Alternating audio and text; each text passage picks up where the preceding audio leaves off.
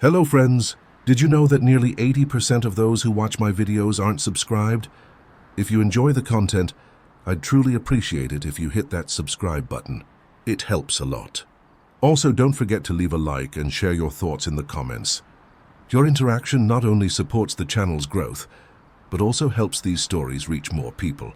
Thank you all for being here. By the way, where are you watching from? Let me know in the comments.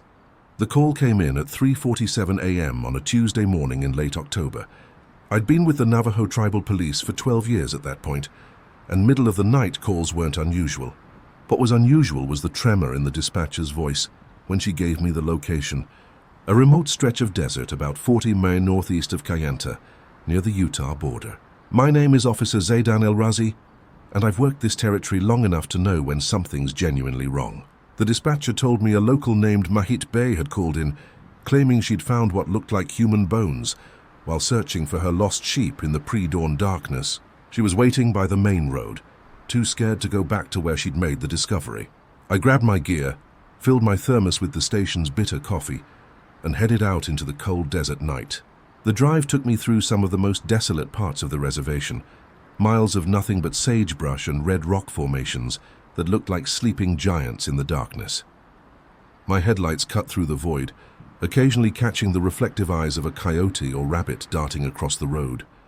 When I finally reached the coordinates, I found Mirabel's old pickup truck parked on the shoulder. She was sitting in the cab with the doors locked, and when my patrol vehicle's lights hit her windshield, I could see her face was pale with fear. She was a woman in her 60s, someone I'd known peripherally for years, the kind of person who'd lived on this land her entire life and wasn't easily rattled. I approached her vehicle and tapped gently on the window. She rolled it down just a crack, her weathered hand shaking slightly.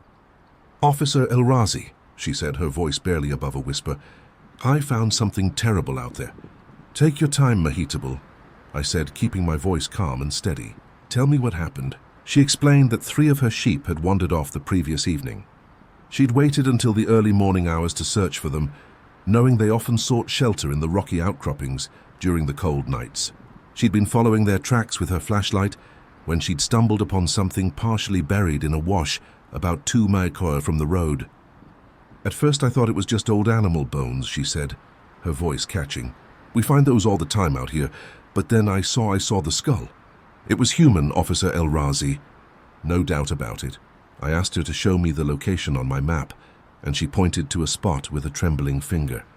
It was an area known locally as Broken Ridge, a series of eroded sandstone formations that created natural hiding spots and caves. Drug runners occasionally used the area, but it had been quiet for the past few years. "Did you touch anything?" I asked. She shook her head vigorously. No. As soon as I realized what it was, I ran back to my truck and called you folks.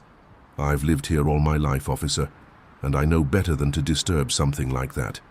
I thanked her and told her she could go home, that I'd handle it from here. But she insisted on waiting in her truck until backup arrived. "I don't want to leave you alone out there," she said. "Something doesn't feel right about this place tonight." I couldn't argue with her instinct. In my experience, when the desert felt wrong, it usually was. I radioed for backup and was told another officer, along with our coroner, Hezekiah Tom, would arrive within the hour. In the meantime, I grabbed my flashlight, camera, and evidence kit and set out to investigate. The walk from the road was treacherous in the darkness. The ground was uneven, full of loose rocks and sudden drops. Mahitable had given me good directions, though, and after about 20 minutes of careful hiking, my flashlight beam caught something white against the dark earth of a dried wash. As I approached, the full scope of what I was seeing became clear. It wasn't just a few scattered bones. It was a partially exposed skeleton, still largely intact. The skull was visible, along with part of the rib cage and one arm. The rest was buried under several inches of sand and debris that had accumulated from flash floods over what could have been months or years. The positioning seemed deliberate. This wasn't someone who had died from exposure and been naturally buried by the elements. The body appeared to have been placed in the wash intentionally, probably with the expectation that seasonal floods would scatter the remains or wash them away entirely. I began photographing the scene from multiple angles, careful not to disturb anything. As I worked, my flashlight caught something else. About 10 FT from the first skeleton, another patch of white, more bones. My stomach tightened as I realized we might be dealing with more than one victim. I marked the locations with evidence flags and continued searching the area. Within a 50 FT radius, I found signs of at least 3, possibly 4 different burial sites. Some were better hidden than others, covered with rocks and desert debris. It was clear that whoever had done this had used the natural landscape to their advantage, choosing a spot where flash floods and erosion would help conceal their crimes. The wind picked up as I worked, sending sand swirling around me. In the distance, I could hear coyotes calling to each other, their voices echoing off the canyon walls. Every shadow seemed to move in my peripheral vision, and I found myself constantly checking over my shoulder. By the time backup arrived, the eastern sky was beginning to lighten with the first hints of dawn. Hezekiah Tom, our coroner, was a man in his 70s who'd been doing this job longer than anyone else in the department. He took one look at what I'd found and whistled low under his breath. "This is going to be a big operation," he said quietly. "We're going to need a full forensic team out here." The other officer who'd arrived was a younger woman named Patricia Littlecrow. She helped us secure the scene, while Hezekiah made calls to bring in additional resources. By full daylight, we had a dozen people working the site, including forensic anthropologists from the FBI's field office in Phoenix. As the day wore on, and the full extent of the burial site was revealed, the numbers became staggering. We found remains of at least 11 individuals, though some were so scattered and incomplete that getting an exact count would take weeks of analysis. The bones showed various stages of decomposition, suggesting the bodies had been placed there over a period of several years. What struck me most was the age range of the victims. Some of the skeletons were clearly adults, but others were much smaller. The forensic team estimated that at least 3 of the victims had been teenagers, possibly younger. That detail would haunt me for months afterward. Around midday, as the sun beat down mercilessly on our excavation site, one of the forensic technicians called me over. She'd found something buried with one of the bodies, a wallet somehow partially preserved despite the conditions. Inside was a driver's license for someone named Robert Cena, who'd been reported missing from Tuba City 3 years earlier. Finally, we had a name to attach to one of these victims. Robert had been 23 years old, a construction worker who disappeared after leaving a bar one night. His family had searched for months, putting up posters, calling in tips that led nowhere. Now at least they would have closure. As brutal as it was, as word of the discovery spread through the local community, people began. As she walked away, she turned back to me one more time. "Be careful, Officer Elrazi," she said. "Whoever did this, they've been doing it for a long time without getting caught. That makes them either very smart or very lucky. Either way, they're dangerous." The excavation continued for 3 more days. Each morning, I'd arrive at the site to find the forensic team had uncovered more remains, more evidence of the horrors that had taken place in this remote stretch of desert. We found personal effects with some of the bodies, jewelry, scraps of clothing, the remnants of shoes. Each item was carefully catalogued, photographed, and sent for analysis. On the 3rd night, I was working late at the station, going through missing persons reports from the past decade, trying to match descriptions with what we'd found. The coffee had long gone cold, and my eyes were burning from staring at the computer screen. That's when I noticed a pattern. 7 of the missing persons reports from our jurisdiction and the surrounding areas mentioned that the victims had last been seen at or near construction sites.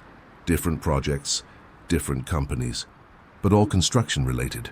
It was a thin connection, but it was something. I pulled up employment records for construction companies that had worked in the area over the past 10 years. It was a long list. The reservation had seen a lot of development in that time, from casino expansions to road improvement projects. But one name kept appearing on multiple projects: Desert Sun Construction, a small company based out of Flagstaff. More interesting was that Desert Sun Construction had filed for bankruptcy 8 months ago, right around the time Tabitha's grandson had last seen the mysterious truck in the area. The owner, listed as one Malachi Thorne, had seemingly vanished after the bankruptcy, leaving behind angry creditors and unfinished projects. I ran Malachi Thorne through our database. White male, 53 years old, with a record of minor offenses. mostly bar fights and DUIs from his younger years. His driver's license photo showed a weathered face, with deep-set eyes and a grey streaked beard. According to the records, he drove a '94 Chevrolet Silverado, dark blue. My pulse quickened. This could be our guy. I immediately called Hezekiah and the FBI team to share what I'd found. Within hours, a manhunt was underway. Thorne's photo was distributed to every law enforcement agency in the Southwest. His bank accounts were flagged, his credit cards monitored, but Thorne had vanished like smoke. His apartment in Flagstaff had been cleaned out months ago. His truck wasn't registered at any address. None of his known associates had heard from him since the bankruptcy. It was as if he'd been preparing for this moment, ready to disappear the instant his crimes were discovered. The investigation intensified over the following weeks. The FBI brought in additional resources, including profilers and forensic specialists. The remains were sent to labs for DNA analysis, hoping to identify more victims. Some families received the devastating confirmation they dreaded. Their missing loved ones were among the dead. Others continued to wait in agonizing uncertainty. One morning, about 3 weeks after the initial discovery, I received a call that made my blood run cold.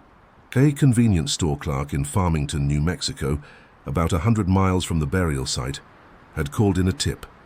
A man matching Thorne's description had been in the store the previous night, paying cash for gas and supplies. The security footage was grainy, but clear enough to make a positive identification. He was still in the area.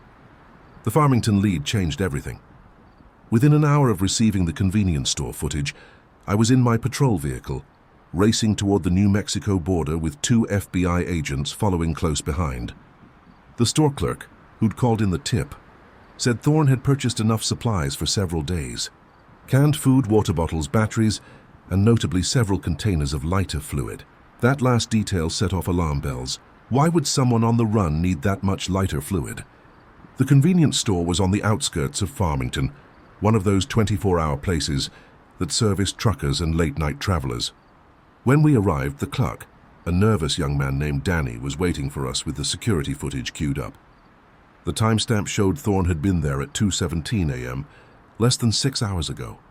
He paid cash, Danny explained, his hands fidgeting with his name tag. Didn't say much, kept his head down, but I recognized him from the news alert you guys sent out. Soon as he left, I called it in. Did you see what he was driving? I asked. Danny nodded eagerly. Yeah, it was definitely that blue Chevy from the pictures. Had Arizona plates, but they were covered in mud. Couldn't make out the numbers. Which direction did he go when he left? North toward Colorado, but there's a bunch of back roads up that way. He could have gone anywhere. We thanked Danny and immediately set up a search grid. The FBI agents coordinated with state police from New Mexico and Colorado, while I contacted other tribal officers familiar with the area. If Thorne was heading north, he was moving into even more remote territory. The kind of place where a man could disappear for months if he knew what he was doing. As we organized the search, my phone rang. It was Hezekiah Tom, our coroner, and his voice was grim. "J. Dyer, we've identified 3 more victims through dental records," he said. All of them were workers on reservation construction projects. All of them were reported missing within the last 5 years. All worked for Desert Sun Construction? I asked. 2 did. The third worked for a subcontractor, but on a Desert Sun project. He paused. There's something else. We found evidence of restraint marks on several of the remains. Rope burns on wrist bones, fractures consistent with struggle. These people didn't go quietly. The picture was becoming clearer and more horrifying. Thorne hadn't just been killing randomly. He'd been targeting his own workers, possibly those who wouldn't be immediately missed. Transient laborers, people without close family ties. The construction industry was perfect cover. Workers came and went regularly, and if someone didn't show up for work, it was assumed they'd moved on to another job. 3 hours into the search, we got a break. A rancher near the Colorado border called in, saying he'd seen a blue Chevy pickup parked off a dirt road near his property. The truck had been there since dawn, and he hadn't seen anyone around it. We approached the location with extreme caution. The truck was parked in a cluster of cottonwood trees about 200 YD from the main road. As we got closer, I could see camping gear in the truck bed, but no sign of Thorne. The FBI agents and I spread out, weapons drawn, approaching the vehicle from 3 sides. The truck was empty. keys still in the ignition. The interior reek of cigarette smoke and something else, that distinctive smell of fear sweat that I'd encountered too many times in my career. Blood? One of the FBI agents said, pointing to dark stains on the passenger seat. Fresh? Maybe a day old, but it wasn't a large amount. Not enough to indicate serious injury. More like Thorne had cut himself on something. Or I looked closer. There were defensive wounds on the dashboard. Nail marks where someone had clawed at the plastic. He had someone with him, I said. The realization hitting me like a cold wind. Recent. Within the last day or two, we immediately called for cadaver dogs and a larger search team.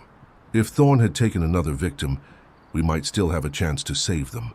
The thought that we'd been this close, that if we'd just been a few hours faster. While waiting for the search team, I explored the area around the truck. About 50 yards away, I found tire tracks leading deeper into the wilderness.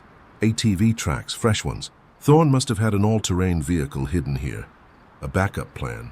The tracks led northwest toward the San Juan Mountains. It was rough country up there, full of abandoned mines and old logging camps.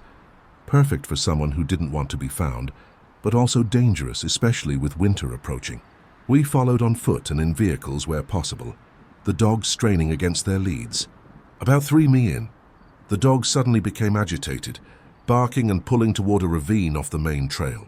My heart sank, expecting to find another body.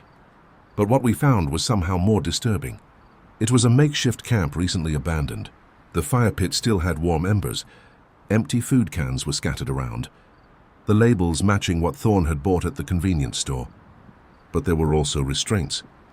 Zip ties cut and discarded, duct tape with hair stuck to it, more blood on the rocks near the fire pit. He definitely had someone, the lead FBI agent said, photographing the scene. And based on this, they're still alive.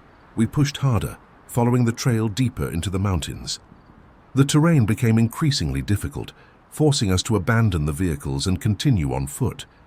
The dogs never lost the scent, pulling us forward with unwavering determination.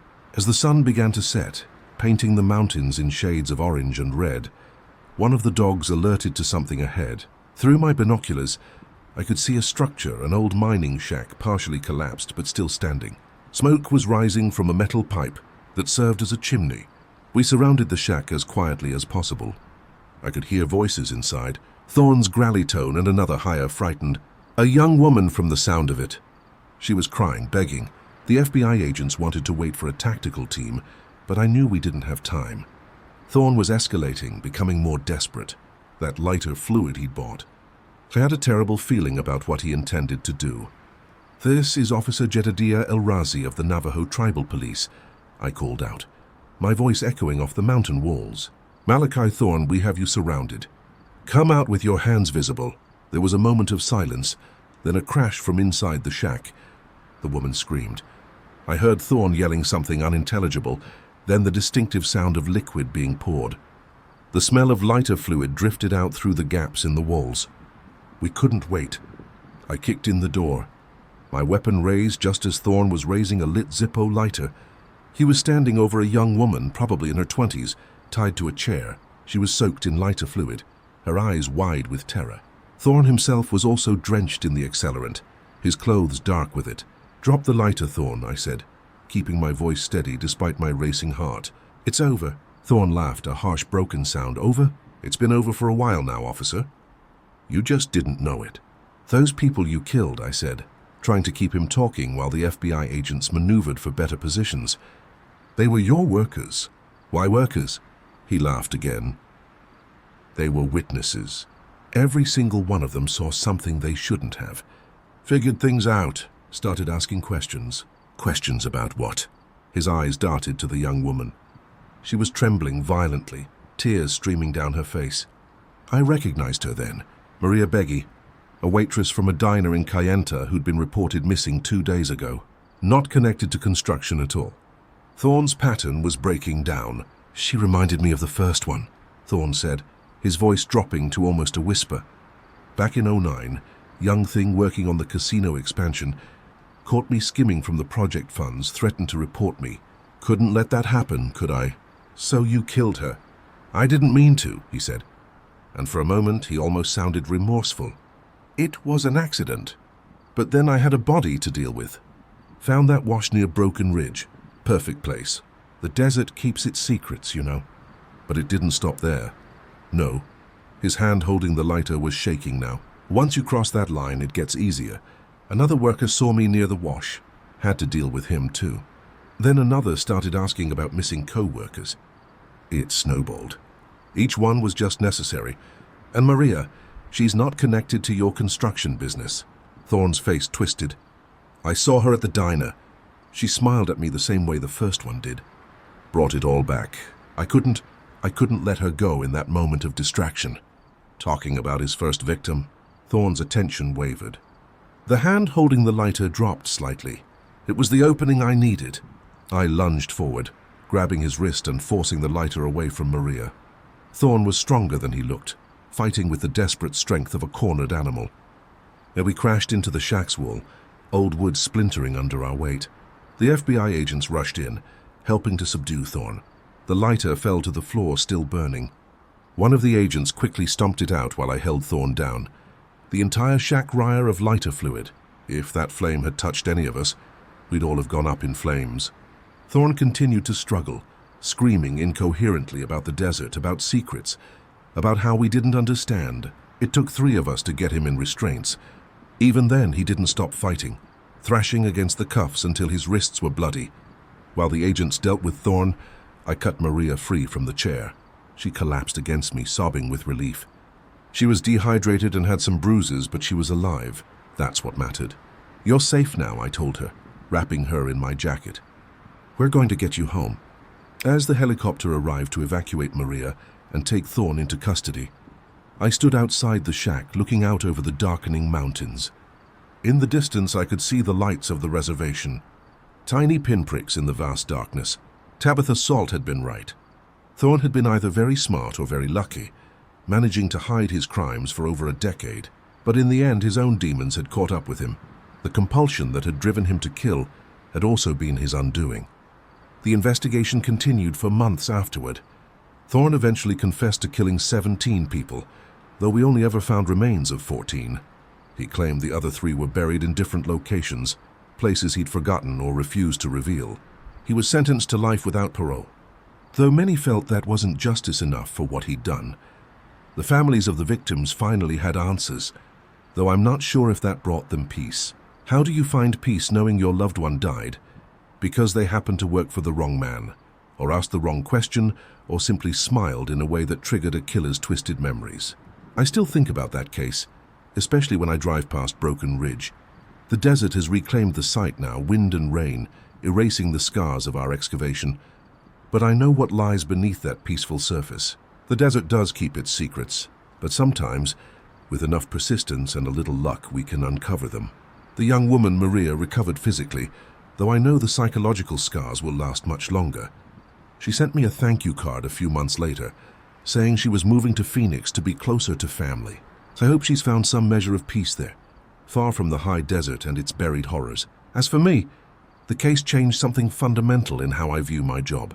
I'd always known there was evil in the world, but Thorne taught me that it could hide in plain sight, behind a normal face and a construction company logo. It made me more vigilant, more suspicious perhaps, but also more determined to protect the people under my job. What's this about? I asked, noting the grim expressions on everyone's faces. Hezekiah led us to an examination table, where skeletal remains were carefully laid out. Remember victim number 12, the one we could only partially reconstruct? I nodded. It had been one of the most deteriorated sets of remains scattered across the widest area. We finally got the DNA results back, he continued. The victim's name was Michael Yazy. The name hit me like a physical blow. El Razi was my family name, though it was common enough on the reservation. Related to me, your second cousin from your father's side. He went missing in 2011. I had a vague memory of family talking about a cousin who'd left for work and never came home. But with such a large extended family, and with people often leaving the reservation for opportunities elsewhere, it hadn't seemed unusual at the time. That's not all, one of the FBI agents interjected. She was a tall woman with sharp features and intelligent eyes. Agent Sarah Chen, and this is Agent Robert Kim. We've been reviewing Thorne's financial records as part of the asset forfeit process. We found something that doesn't add up. She spread several documents on a nearby desk. Bank statements, invoices, contracts. Thorne's construction company was hemorrhaging money for years, yet he kept winning bids for reservation projects. He was underbidding competitors by margins that should have bankrupted him. Money laundering, I suggested. That's what we thought initially. But look at this. Agent Kim pulled up a laptop showing a complex spreadsheet. Every project where a worker went missing, Thorne received a large cash payment within a week. Always from different sources, always just under the reporting threshold. Someone was paying him, I said, the implications sinking in. Someone was paying him to kill or to make people disappear, Agent Chen corrected. We think Thorne was a contractor in more ways than one. Someone was using him to eliminate specific individuals and making it look random. I thought about my cousin Michael. He'd been working on a casino project, but he'd also been involved in tribal politics, advocating for stricter oversight of construction contracts. Had he discovered something that made him a target? We need to talk to Thorne again, I said. He's not talking, Agent Kim replied. His lawyer has him clamped up tight, but we have another lead. Tabitha Salt, the elder who gave you information about the truck. She reached out to us yesterday, said she remembered something else. We drove to Tabitha's home, a modest house on the outskirts of Kayenta. She greeted us with traditional fry bread and coffee, but her expression was troubled. I've been having dreams, she said, which might have sounded crazy from anyone else, but among the Navajo, dreams were often taken seriously. Dreams about the bones, but in my dreams they're not random victims. They're connected like a web. Connected how, I asked. She pulled out an old photo album, pages yellow with age. My late husband kept track of everything that happened on the reservation. Every development project, every political dispute, every suspicious death. She opened to a page covered in newspaper clippings. Look at the dates. Each clipping was about a different issue. A protest against a proposed uranium mine, a corruption investigation into casino finances, a dispute over water rights, and next to each clipping written in careful handwriting were names. Names I recognized from our victim list. They were all involved in fighting something. Tabitha said, different fights, but always against powerful interests. Your cousin Michael, he found evidence that construction funds were being diverted. Patricia Bay was going to testify about illegal dumping on sacred lands. Robert Tinagini had documents about water rights violations. The pattern was clear now. Thorne hadn't been choosing victims randomly from his workforce. He'd been given specific targets, people who posed threats to various interests. The construction work was just cover, a way to get close to the victims. Who would have the power to coordinate something like this? Agent Chen asked. Tabitha was quiet for a long moment. There's a man calls himself a business consultant, Archibald Holbrook. He's been around for 15 years, always in the background of major deals. Never the face of anything, but always there. I'd heard the name. Holbrook was known as a fixer, someone who made problems go away for wealthy clients.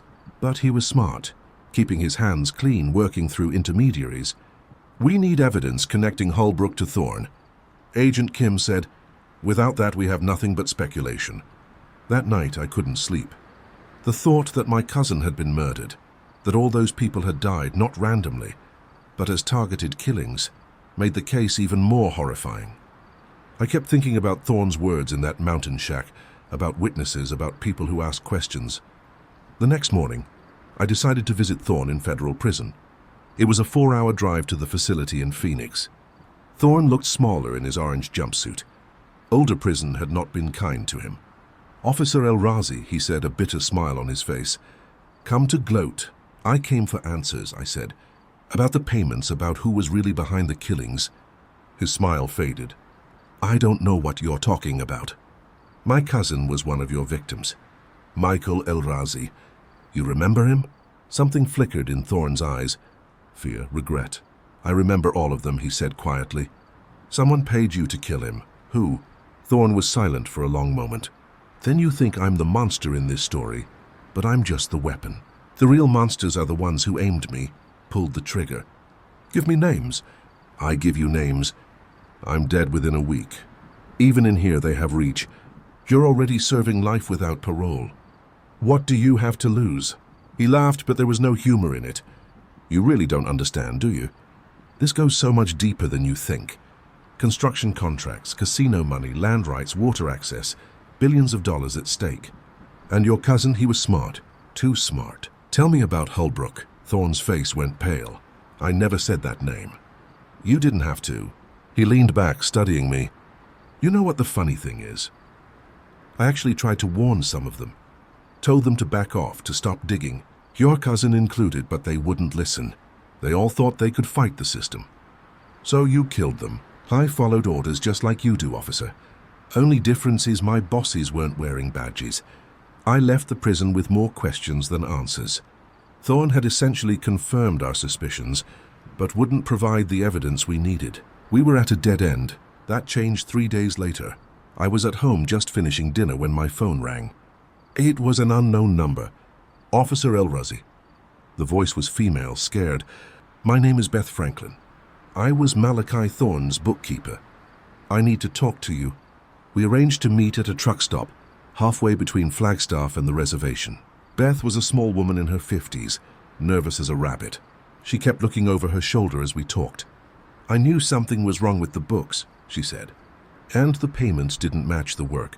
But Malachi said it was none of my business. Paid me extra to keep quiet. What changed? I saw the news. All those people. I can't sleep knowing I might have been part of it. She pulled out a flash drive. I kept copies of everything.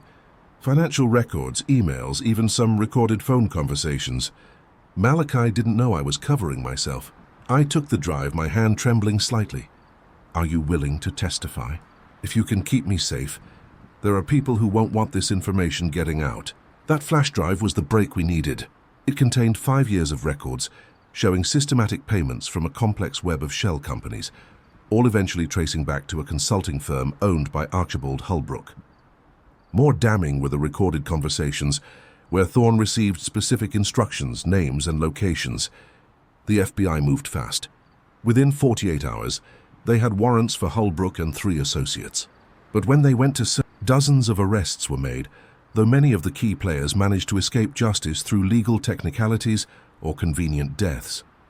The reservation implemented new oversight measures for construction contracts, and a monument was erected near Broken Ridge to honor the victims.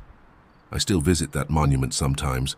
17 names are carved into the stone, including my cousin Michael's. When the wind blows through the nearby canyons, it sounds almost like whispers, like the dead are still trying to tell their stories. Thorne died in prison 6 months later. The official cause was a heart attack, but I had my doubts. He'd been scheduled to testify in a federal corruption case the following week. Another convenient death in a case full of them. Beth Franklin entered witness protection and disappeared. I hope she's safe somewhere, living under a new name, finally able to sleep peacefully. She showed more courage than anyone should have to coming forward when she did. As for me, the case left scars that will never fully heal. Every missing person report now carries the weight of possibility. Is this another random disappearance, or is someone being silenced? The trust I once had in the system has been forever shaken, but I keep doing the job. Because if officers like me don't stand watch, if we don't dig for the truth, no matter how deeply it's buried, then the Malachi Thornes and Archibald Holbrooks of the world win, and I can't let that happen. The desert keeps its secrets. Yes, but sometimes with persistence and courage and a little luck, we can force it to give them up. And when we do, we owe it to the victims to see justice done, even if that justice is imperfect, even if it comes too late. 5 years have passed since we uncovered the mass grave at Broken Ridge. 5 years since the arrests, the investigations, the convenient deaths. I thought I'd moved on, filed it all away in that compartment of my mind where cops store the horrors we've witnessed, but the desert has a way of bringing the past back to the surface. It started 3 weeks ago. I was training a rookie officer, showing him the patrol routes through the more remote sections of the reservation. We were near Broken Ridge. I rarely go there anymore, but he needed to know the area.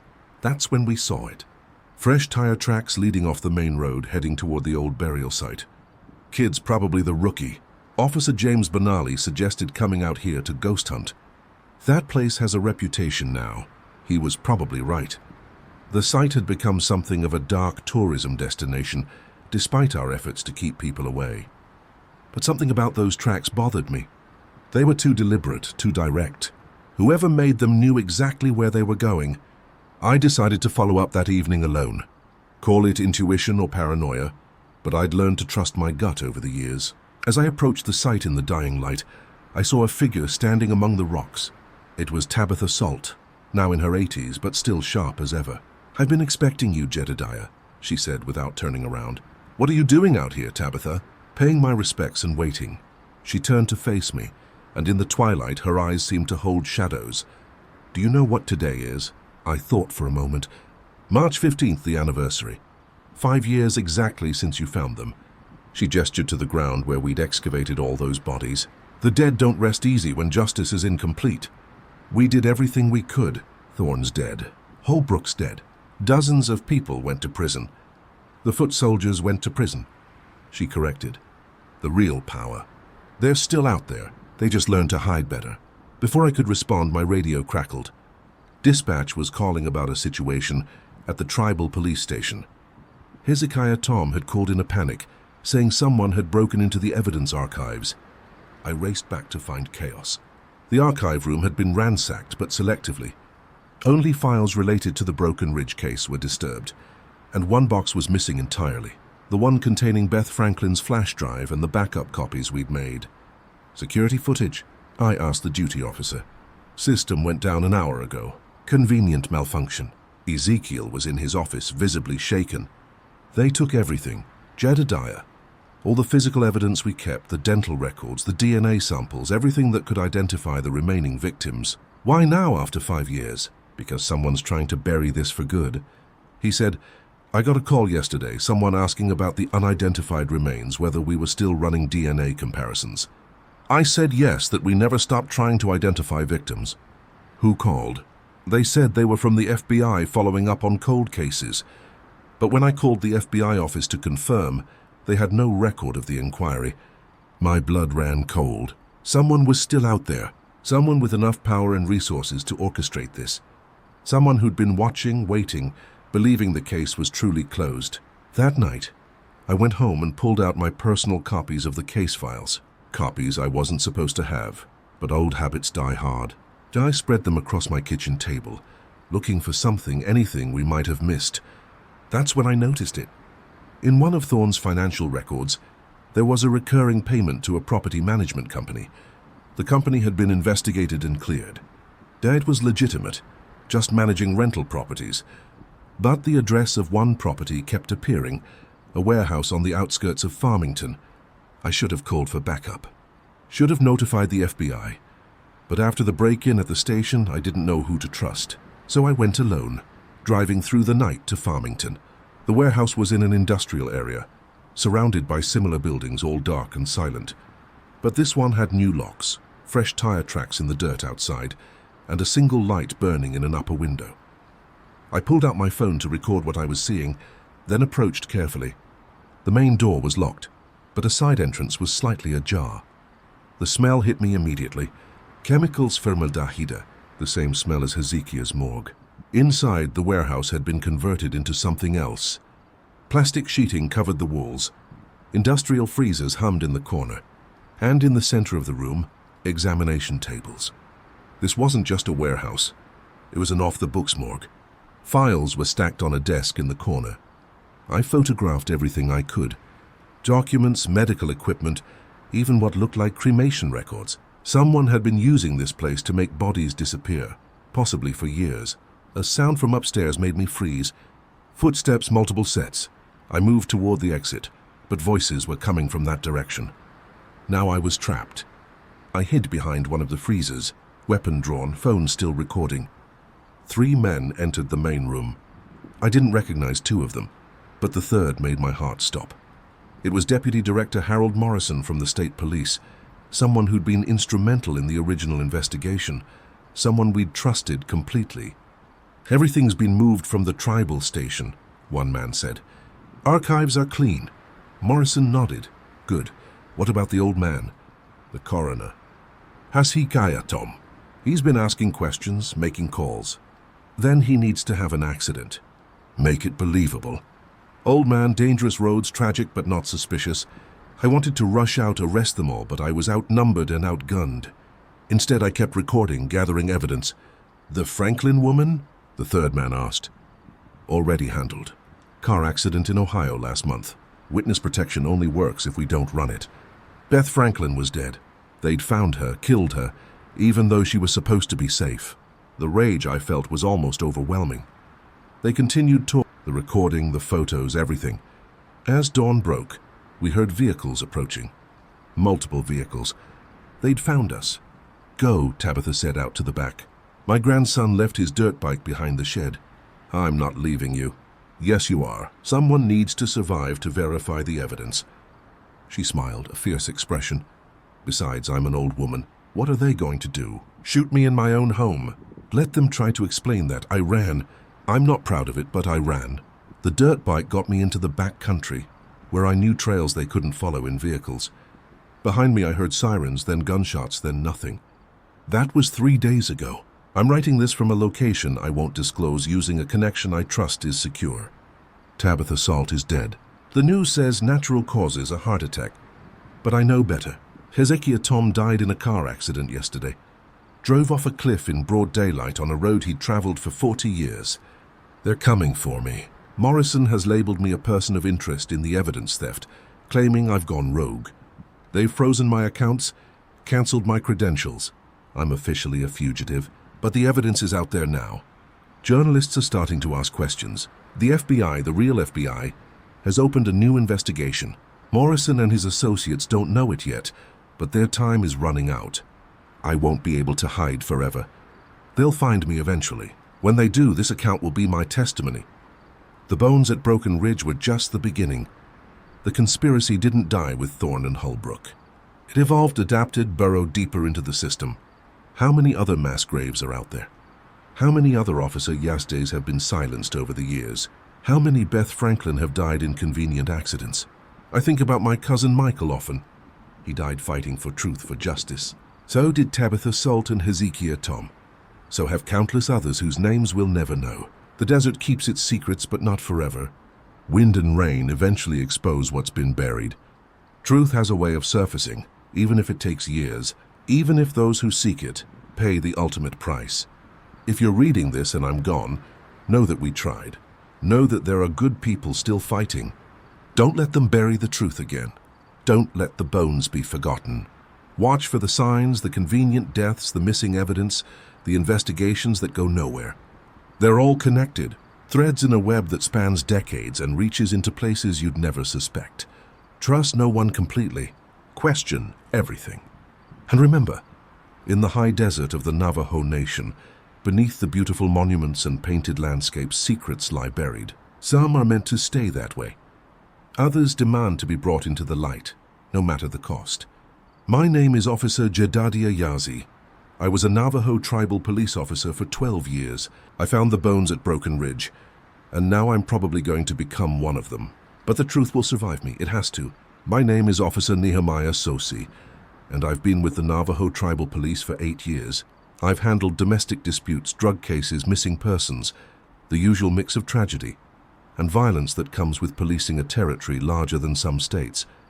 But nothing prepared me for what started as a routine stalking complaint in the summer of 2023. It began on a scorching July afternoon. I was finishing paperwork at the station in Chinle when a woman came in asking to speak with an officer. Her name was Sophronia Nez, a 32-year-old elementary school teacher who lived alone in a small house about 15 miles outside of town. She was visibly shaken, constantly looking over her shoulder, her hands trembling as she filled out the complaint form. It started about 3 weeks ago, she explained, her voice barely above a whisper. Little things at first. I'd come home and find my gate open when I knew I'd closed it. My trash cans moved, footprints around my windows. I'd heard similar complaints before. Living in isolated areas, people sometimes got paranoid, mistaking animal activity for human intrusion. But something about Sophronia's demeanor told me this was different. She wasn't paranoid, she was terrified. Have you seen anyone? I asked, taking notes. Once last Tuesday night around 12 in the morning, I woke up because my dog was going crazy, barking and scratching at the back door.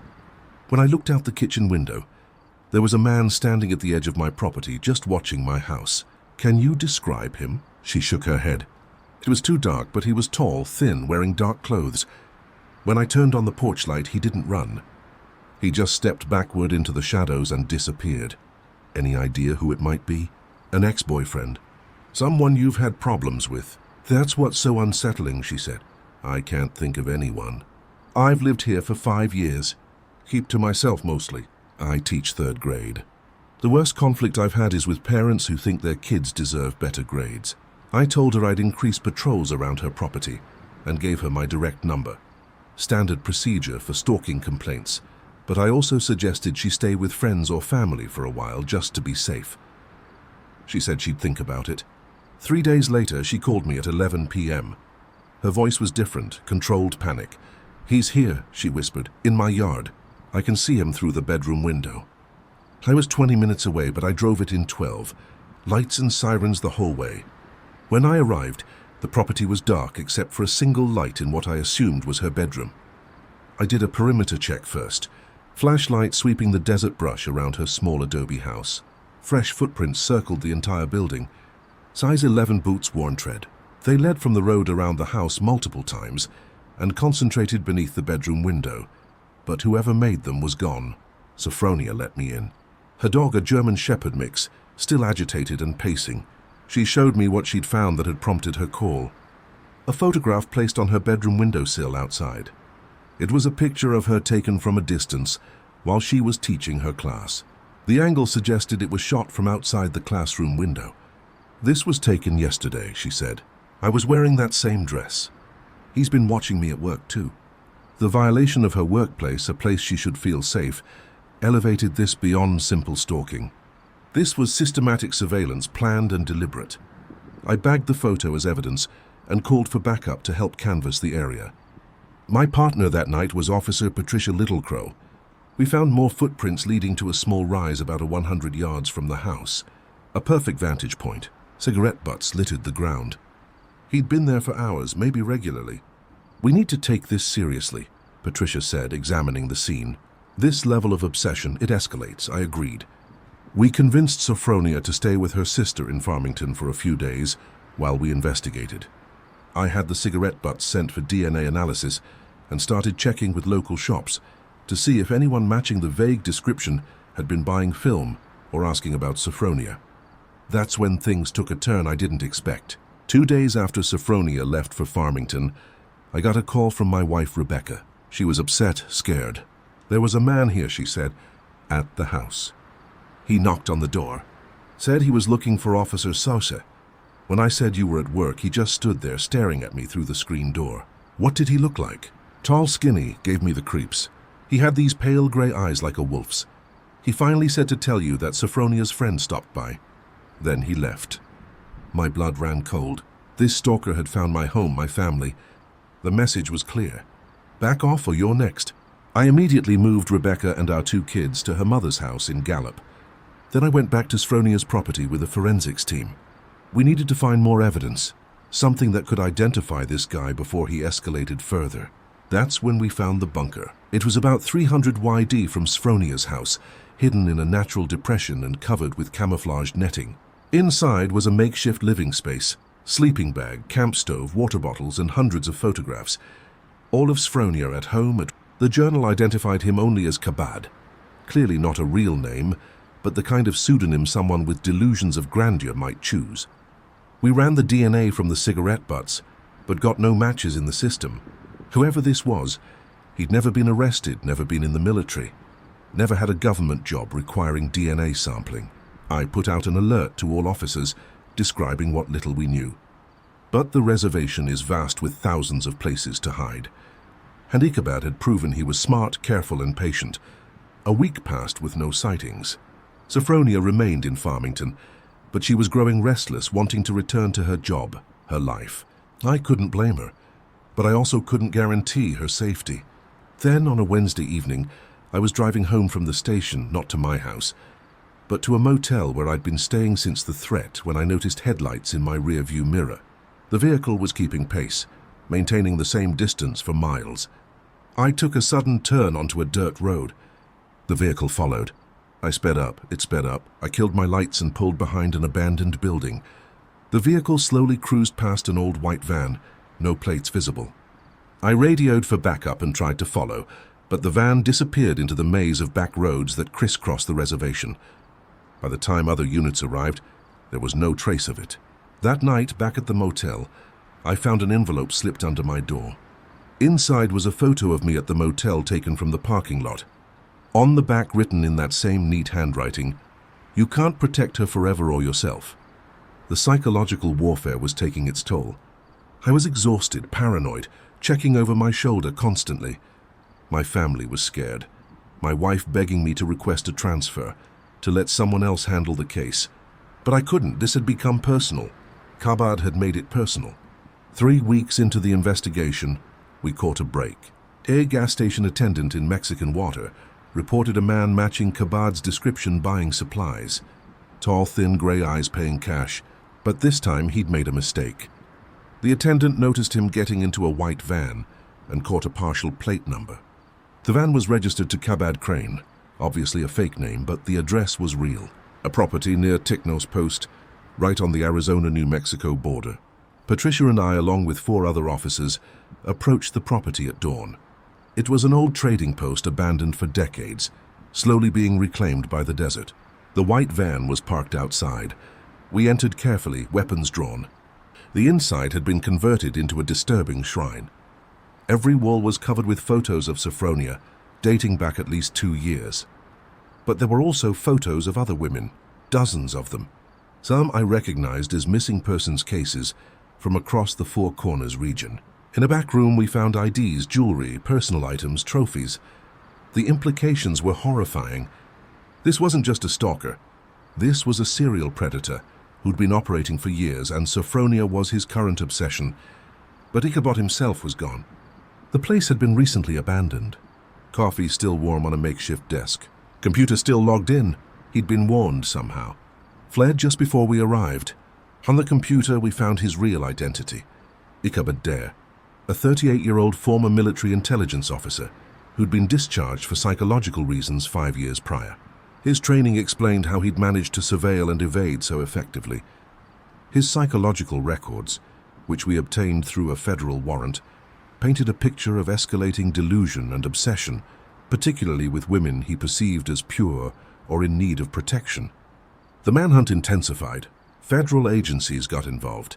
Sophronia was placed in protective custody, but Dacre had vanished like smoke.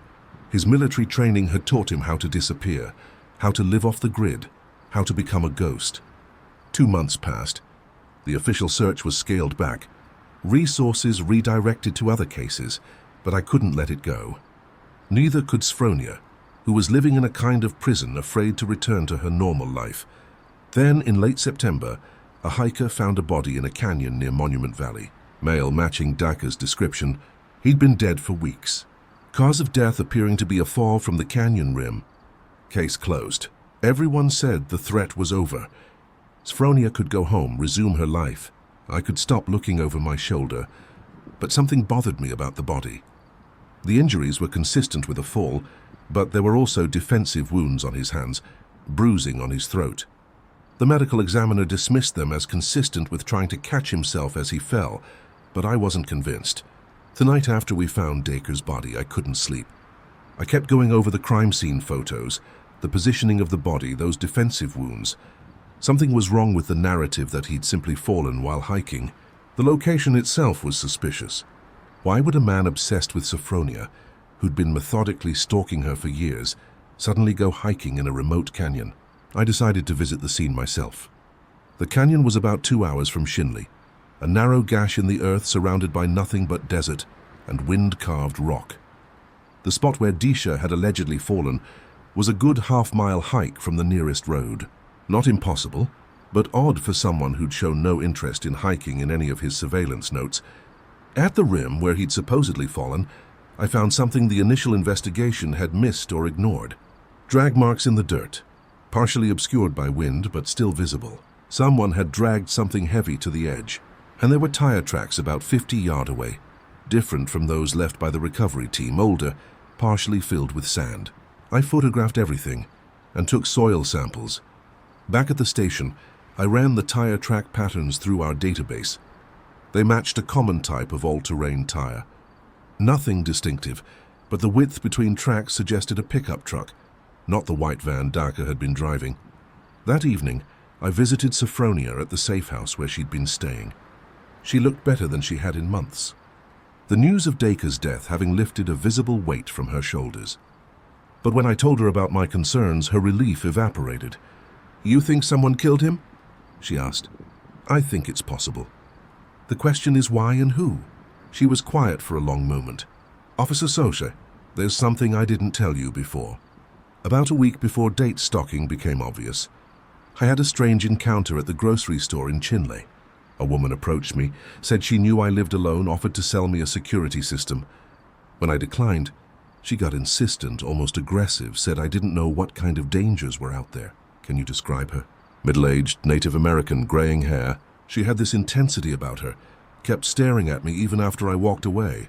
I saw her again a few days later, just sitting in her car outside the school where I work. Did you get her name? She said it was Permelia. Permelia Bay. The name wasn't familiar, but Bay was one of the most common surnames on the reservation.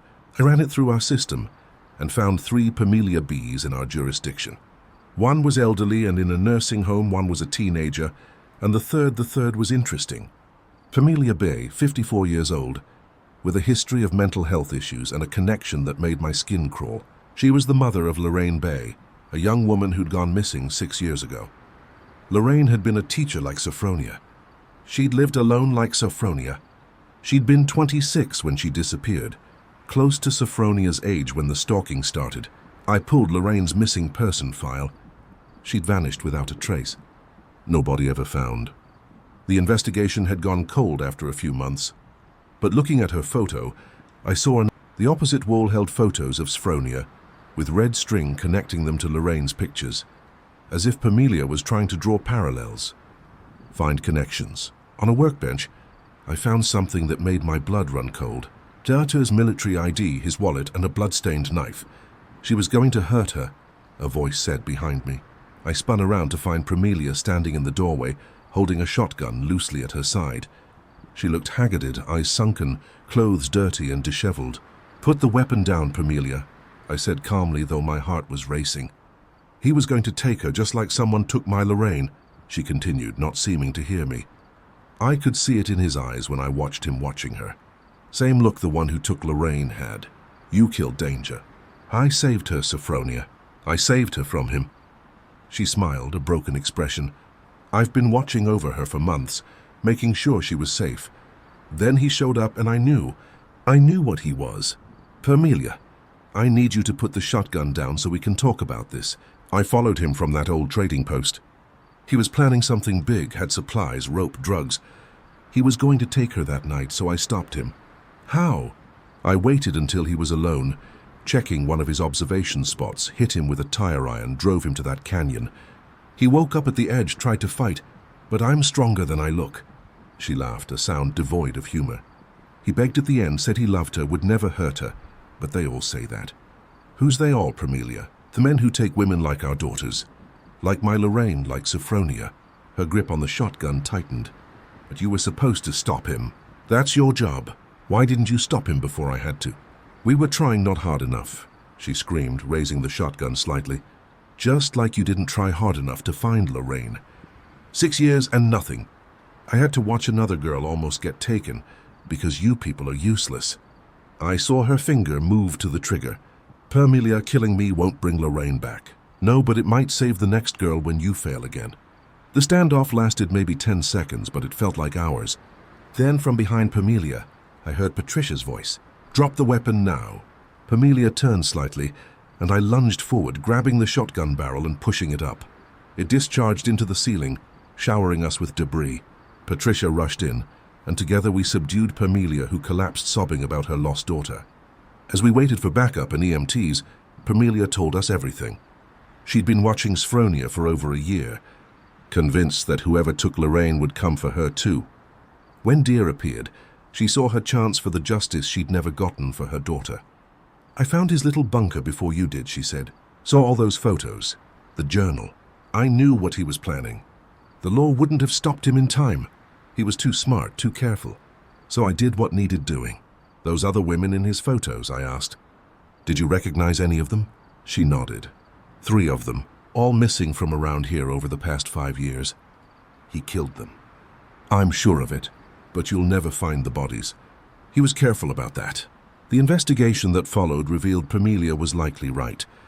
Danger had been linked through DNA evidence to at least 4 missing women across 3 states. But their bodies were never recovered, despite extensive searches based on Promea's observations and Nature's own notes. Pamelia was charged with murder, but her lawyer built a strong case for mental illness brought on by grief and trauma. She'd been protecting Sophronia in her own twisted way, finishing what law enforcement couldn't. The jury was sympathetic. She was sentenced to psychiatric treatment rather than prison. Sophronia had mixed feelings about it all. She saved my life, she told me during one of our final meetings, but she also terrified me. Knowing someone was watching me to protect me feels almost as violating as knowing someone was watching me to hurt me. The case officially closed, but it left scars on everyone involved. My family remained nervous for months. My wife insisting on new locks, security cameras, a dog. The trust that had been broken, the sense of safety in our own homes was slow to rebuild. But there was one more twist that came 6 months later. I was going through old missing persons files, cross-referencing them with dates activities, when I found something odd. 3 of the women who disappeared had received strange visits before they vanished. A woman trying to sell them security systems, warning them about dangers. The descriptions varied, but the pattern was there. I dug deeper. Pamelia had alibis for those times, solid ones. She'd been in psychiatric hold for one, visiting family out of state for another. It wasn't her, which meant there was another woman out there following the same pattern, watching vulnerable women, warning them, possibly even selecting them for predators like nature. The thought was chilling. A symbiotic relationship between protector and predator, each feeding off the other's obsession. I brought this to the FBI, but without concrete evidence, there wasn't much they could do. The pattern was too vague, the connections too tenuous. They filed it away, said they'd keep an eye out, but I couldn't let it go. I started my own investigation off the books. I found 7 more cases across the Southwest with the same pattern.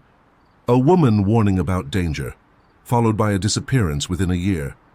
Different descriptions of the woman each time, but always the same approach, the same intensity. Late one night, going through these files at home, my phone rang. Unknown number. Officer Tosi. The voice was female, older, carefully modulated. Who is this? Someone who appreciates your dedication, but you're looking in the wrong places. What do you mean? Pamelia B. killed a killer. She's a hero, even if the law doesn't see it that way. But she's not the only one who's noticed the patterns, who's trying to protect the vulnerable. Who are you? Someone who's been watching longer than you have. Someone who knows that sometimes, officer, the system fails, and when it does, someone else has to step in. Are you threatening?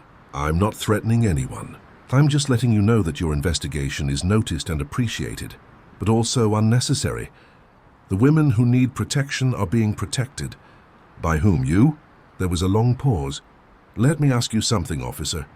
If you knew someone was going to hurt an innocent person, and the law couldn't stop them, what would you do?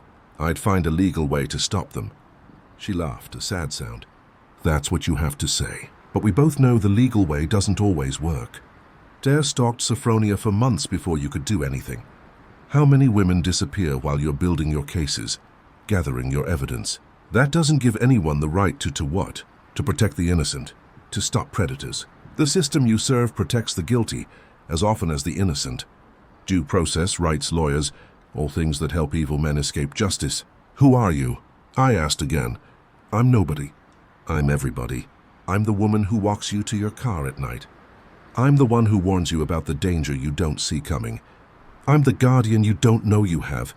The line went dead.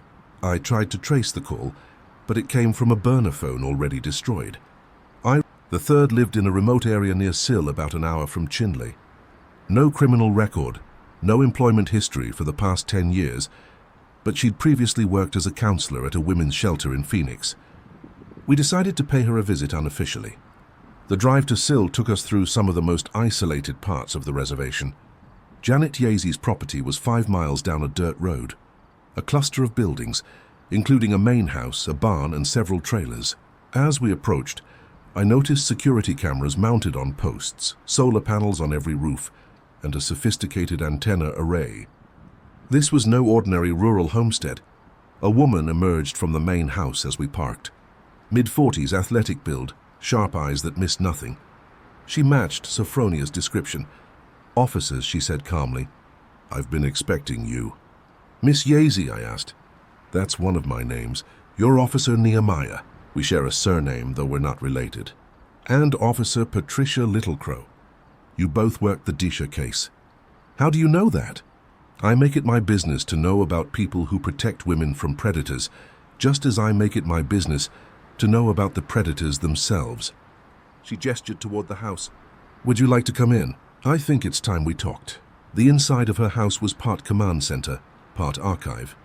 Multiple computer monitors showed feeds from security cameras at various locations. File cabinets lined one wall and a massive board covered another with photos, newspaper clippings, and string connecting various elements like a conspiracy theorist's dream, but organized with military precision. "What is all this?" Patricia asked. 20 years of work, Janet replied. Tracking predators, protecting potential victims, building a network of women who refuse to be statistics. "The woman who called me," I said, "was that you?" "No, that was probably Martha. She's enthusiastic about recruitment. Thinks every cop should be part of the solution instead of the system." "Di manda sumari." "How many of you are there?" "Enough." "We're teachers, nurses, social workers, law enforcement, judges, women in positions to see the patterns to intervene when necessary." "Intervene how?" Janet's expression hardened. "Usually by warning potential victims, helping them disappear if necessary. Providing protection the system won't. Sometimes by ensuring predators face consequences the law can't deliver. Like Pomamelia did with Dhaka. Pamelia wasn't one of us, though we were aware of her. She was a mother driven by grief, acting alone. "We're more organized. You're vigilantes," Patricia said flatly. "We're survivors," Janet corrected. "Every woman in our network has been touched by violence. The system failed to prevent or punish. We decided to stop being victims and start being protectors." She pulled out a file, handed it to me. Inside were photos and documentation on Ichabod dating back 3 years. We'd been tracking him since he killed a woman in Colorado. Janet explained. "The police there ruled it a suicide, but we knew better. We tried to warn his targets, but Sophronia, she was stubborn. Didn't want to believe she was in danger until it was almost too late." "Why didn't you contact law enforcement?" "With what suspicions? Patterns only we could see, because we'd been tracking him across state lines outside official jurisdictions. You know how that would have gone." She had a point. Interagency cooperation was notoriously difficult, especially without concrete evidence. "So what now?" I asked. "You've revealed yourself to us." "Because I need your help," Janet said. "There's a new predator operating in the area, more sophisticated than danger, more dangerous. We've lost 3 women in the past 6 months, all fitting the same profile. Young, isolated, vulnerable." She showed us another file. 3 missing women, all from different parts of the reservation but with disturbing similarities. All had received job offers that took them away from family. All had mentioned meeting someone special before disappearing. All had been warned by Janet's network, but hadn't heeded the warnings. "We think he's posing as a contractor or employer, offering legitimate work to gain trust," Janet explained. "But we can't find him. He's using technology to hide encrypted communications, false identities, anonymous payments. This is a matter for the FBI," Patricia said. "The FBI won't act without bodies, without evidence of federal crimes. By then, more women will be dead." Janet looked at us intently. "But tribal police investigating missing persons on the reservation, you have more latitude." She was right about that too. Tribal law enforcement often had to be creative, working with limited resources and jurisdictional complexities. "What are you asking us to do?" I asked. "Work with us." "Officially, you investigate the missing women. Unofficially, we share information, resources. Together, we might be able to stop him before he takes another victim." I exchanged a look with Patricia. This was dangerous territory. Collaborating with vigilantes could end our careers, possibly land us in prison. But 3 women were missing, and if Janet was right, more would follow. We can't sanction illegal activities, I said carefully. I'm not asking you to. I'm asking you to use the information we provide to conduct legal investigations. What we do on our own time is our business. Over the next hour, Janet laid out what her network had discovered. The predator was using dating apps and job sites to identify targets. He offered positions with a fictional company called High Desert Enterprises, conducting video interviews that seemed legitimate. The women would travel to meet him for final interviews and training, then vanish. We've tried tracking the IP addresses, the payment methods, everything. Janet said he's too careful, but we have one lead. A woman named Caroline. So received an offer but was suspicious. She's willing to act as bait. Absolutely not, I said immediately. We can't use civilians as bait. She's not a civilian. She's one of us. Former military intelligence, trained in self-defense and highly motivated. Her younger sister was one of Data's victims. The ethical implications made my head spin, but before I could respond, my phone rang. It was dispatch. Another woman had been reported missing. Emma Bay, 25, last seen leaving for a job interview in Farmington. That's four, Janet said grimly. How many more before you act? I made a decision that would haunt me. Tell me more about Caroline's plan. Caroline So arrived an hour later. She was nothing like what I expected. Petite, young-looking despite being 32, with an easy smile that concealed sharp intelligence. She showed us the correspondence with High Desert Enterprises. I've slow-played them, she explained, expressed interest, but asked lots of questions. They're eager. I fit their victim profile perfectly. Young Native American, isolated, financially struggling. This is too dangerous, Patricia protested. More dangerous than letting him take another woman who isn't prepared, Caroline countered. I know what I'm getting into. Those missing women didn't. The plan she outlined was sophisticated. She would agree to the final interview, but we'd be tracking her every move. GPS devices, hidden cameras, backup teams at strategic locations. The goal was to identify the predator and follow him back to where he was holding the women, because Janet believed they were still alive, being held somewhere.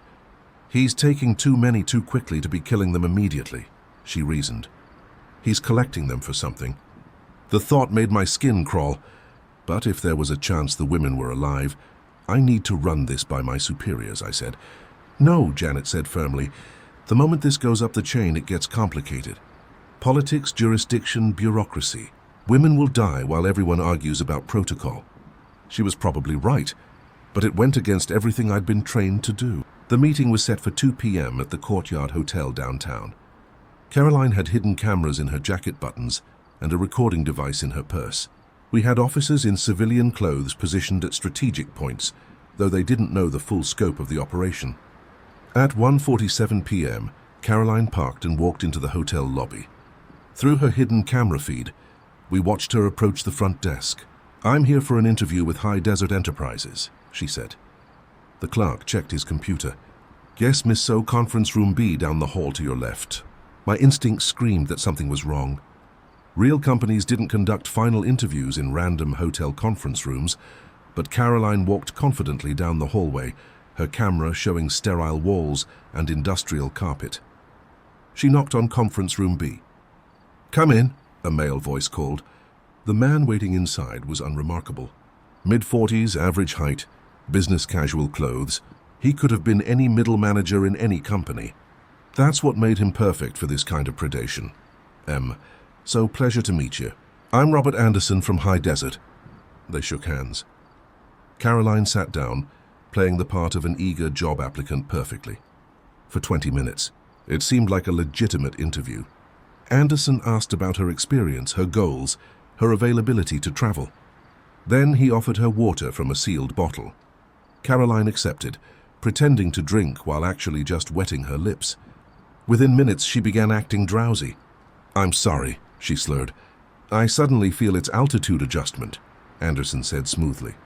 Happens to everyone. Why don't you rest for a moment? Caroline slumped in her chair, apparently unconscious.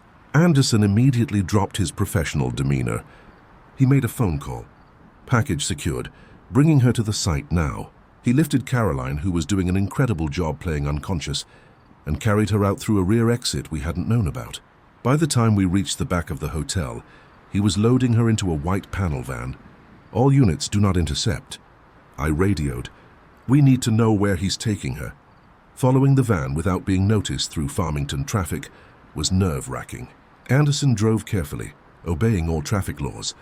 Just another delivery van making rounds. He headed north, then east into increasingly rural territory. Patricia checked the GPS. He's heading toward the beastly Badlands.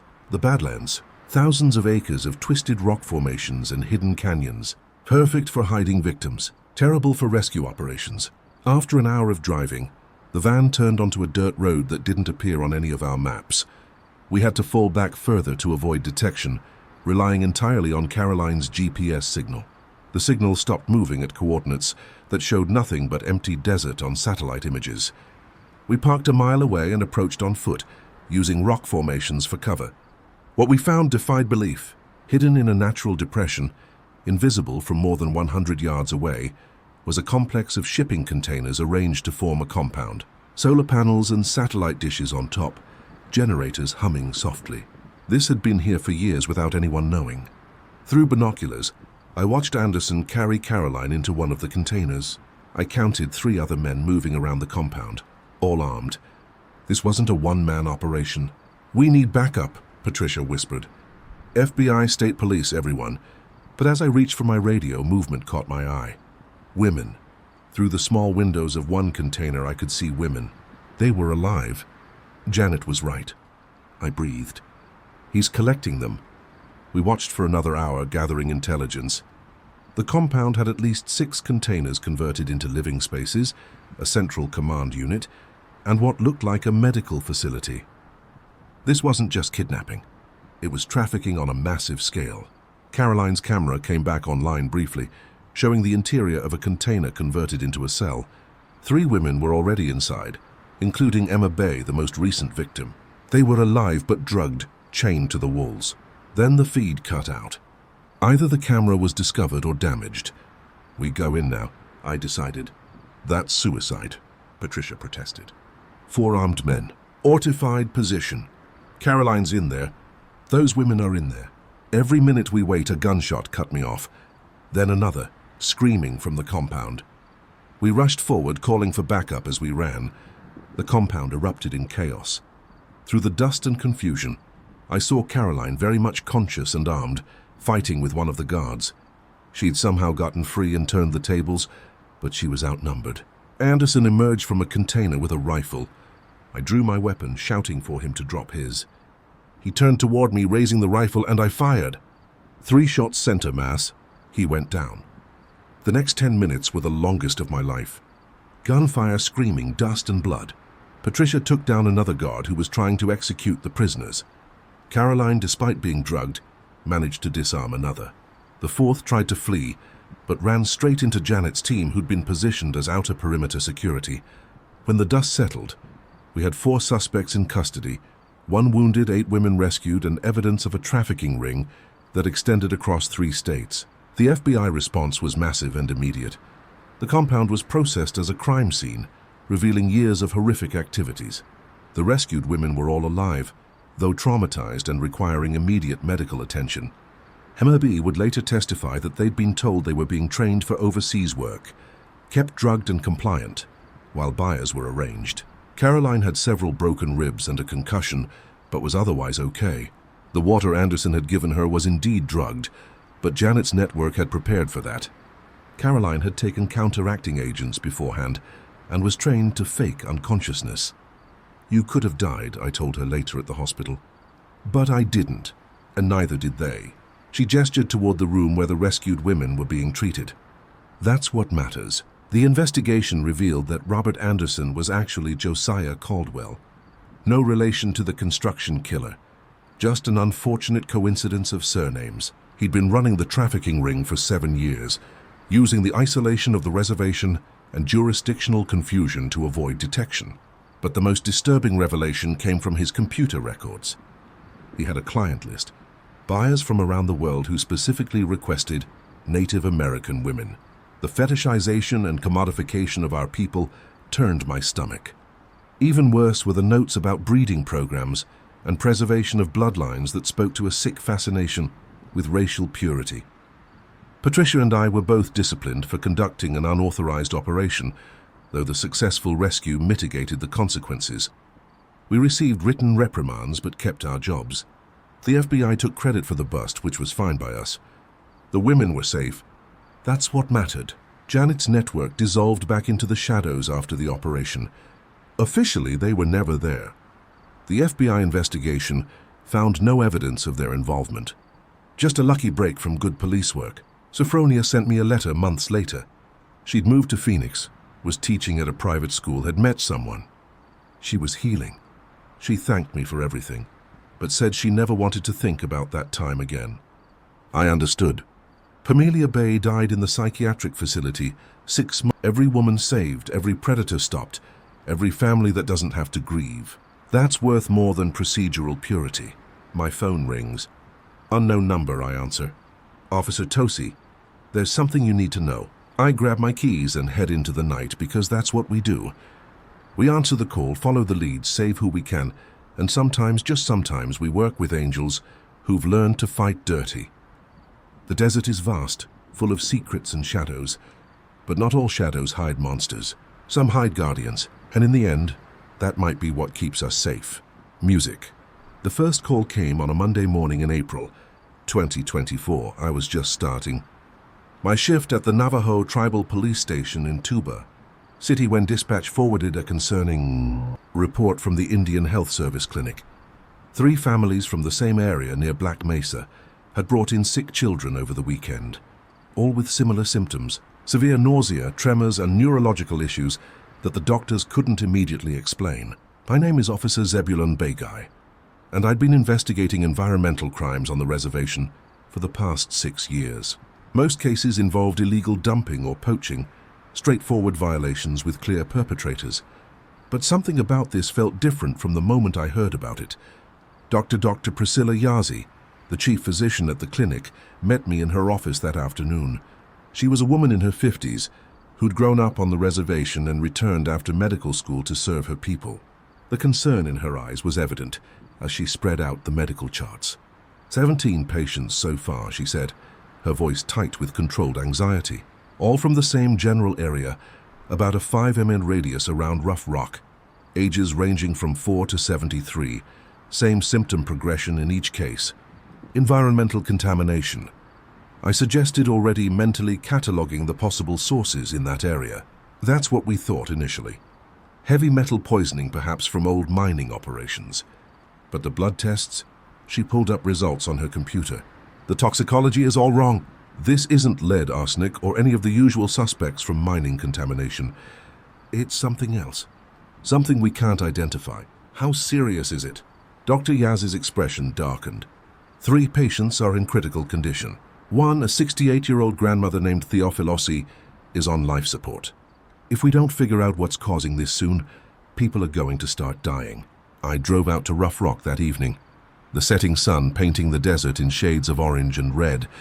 It was a scattered community, mostly traditional hogans and modest homes spread across the harsh landscape. The kind of place where everyone knew everyone, where families had lived for generations. My first stop was the Tosi residence where Theophila had lived with her daughter's family. The house was empty. Everyone was at the hospital. But I surveyed the property. Their water came from a well common in this area. They had a small garden, some chickens, nothing unusual for a rural reservation home. I collected water samples from their well and soil samples from various points on the property. Then I visited the other affected families, finding similar setups, wells, gardens, livestock. The common denominator seemed obvious, the water supply. But when I had the water tested at our environmental lab, the results came back clean. No industrial chemicals, no heavy metals, no bacterial contamination. Whatever was making people sick, it wasn't in their wells. By Wednesday, the number of sick had risen to 31. The Indian Health Service was overwhelmed, transferring the most serious cases to Flagstaff Medical Center. Media attention was starting to build, with reporters asking about potential terrorism or industrial accidents. That's when I got an unexpected visitor at the station, a man named Archibald Benali, who said he worked for a water testing company called Pure Desert Solutions. He was in his 40s, well dressed for someone in his line of work, with an unsettling intensity about him.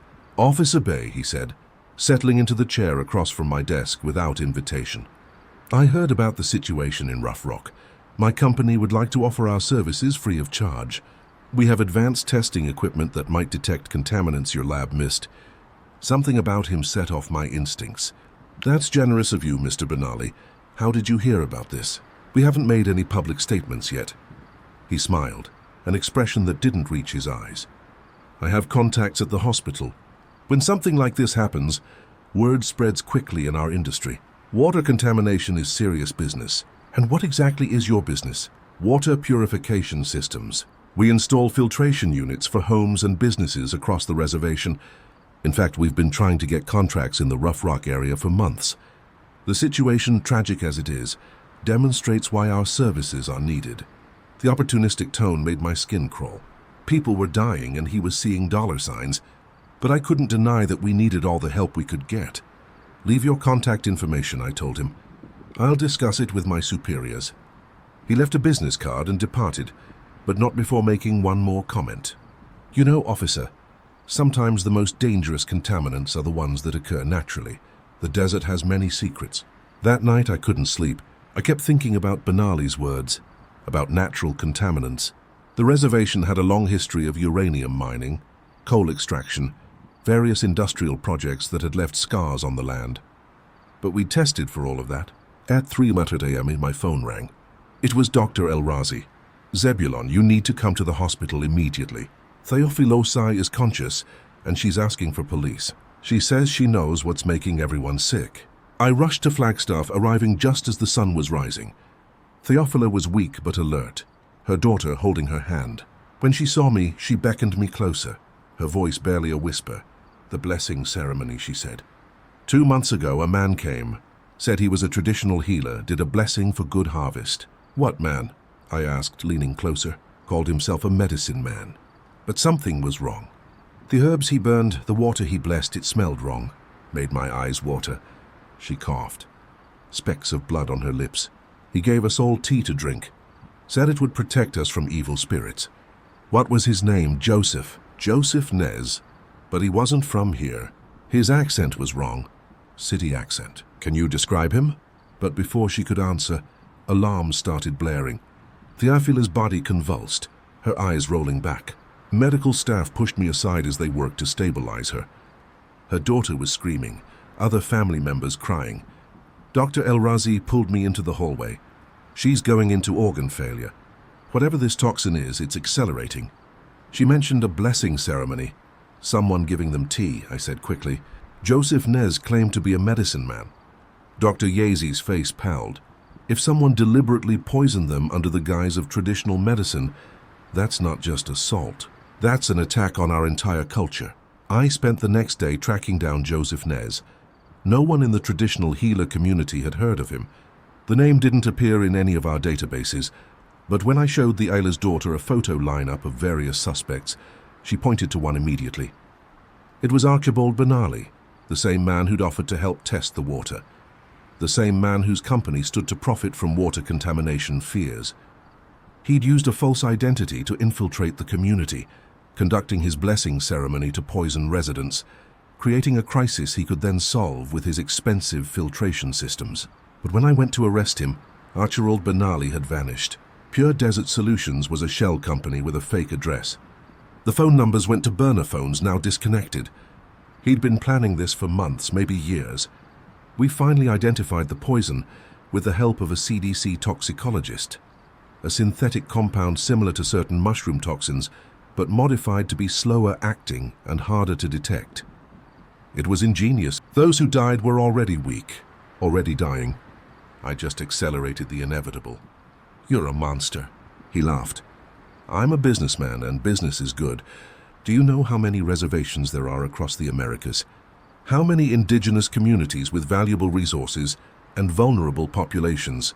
Your investigation has barely scratched the surface. We'll find you.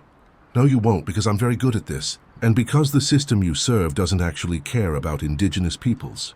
Oh, they'll make a show of investigating. But when the media attention dies down, so will the resources. Meanwhile, I'll be in another community with another name, another crisis to create and solve. The line went dead. The trace led to a payphone in Juarez, Mexico. But by the time Mexican authorities arrived, he was long gone. I continued investigating, building a profile of his operations. He had partners, I discovered, a network of people who helped him identify targets, create identities, move money. The conspiracy ran deep with connections to legitimate businesses, corrupt officials, even some people within law enforcement who were paid to look the other way. But every lead turned cold. Every witness disappeared or recanted. Every piece of physical evidence led to dead ends. It was like fighting smoke. The moment you thought you had something solid, it dissipated. 6 months after the Rough Rock poisonings, I was working late at the station when I noticed something wrong. My coffee tasted off, bitter in a way that was familiar but I couldn't place. Then the tremors started in my hands. I'd been poisoned. I managed to call for help before the seizures began. Patricia found me on the office floor, convulsing, foam at my mouth. The rush to the hospital was a blur of sirens and voices. Dr. El Razi was there, pumping me full of the antidotes we developed for the Rough Rock victims. I survived, but barely. 3 days in intensive care, 2 weeks in recovery. The dose had been carefully measured enough to incapacitate, not enough to kill quickly. A message. There was no evidence of how the poison had been administered. The coffee pot tested clean, as did everything else in the office. Security footage showed nothing unusual. It was as if the poison had materialized from thin air. But I knew better.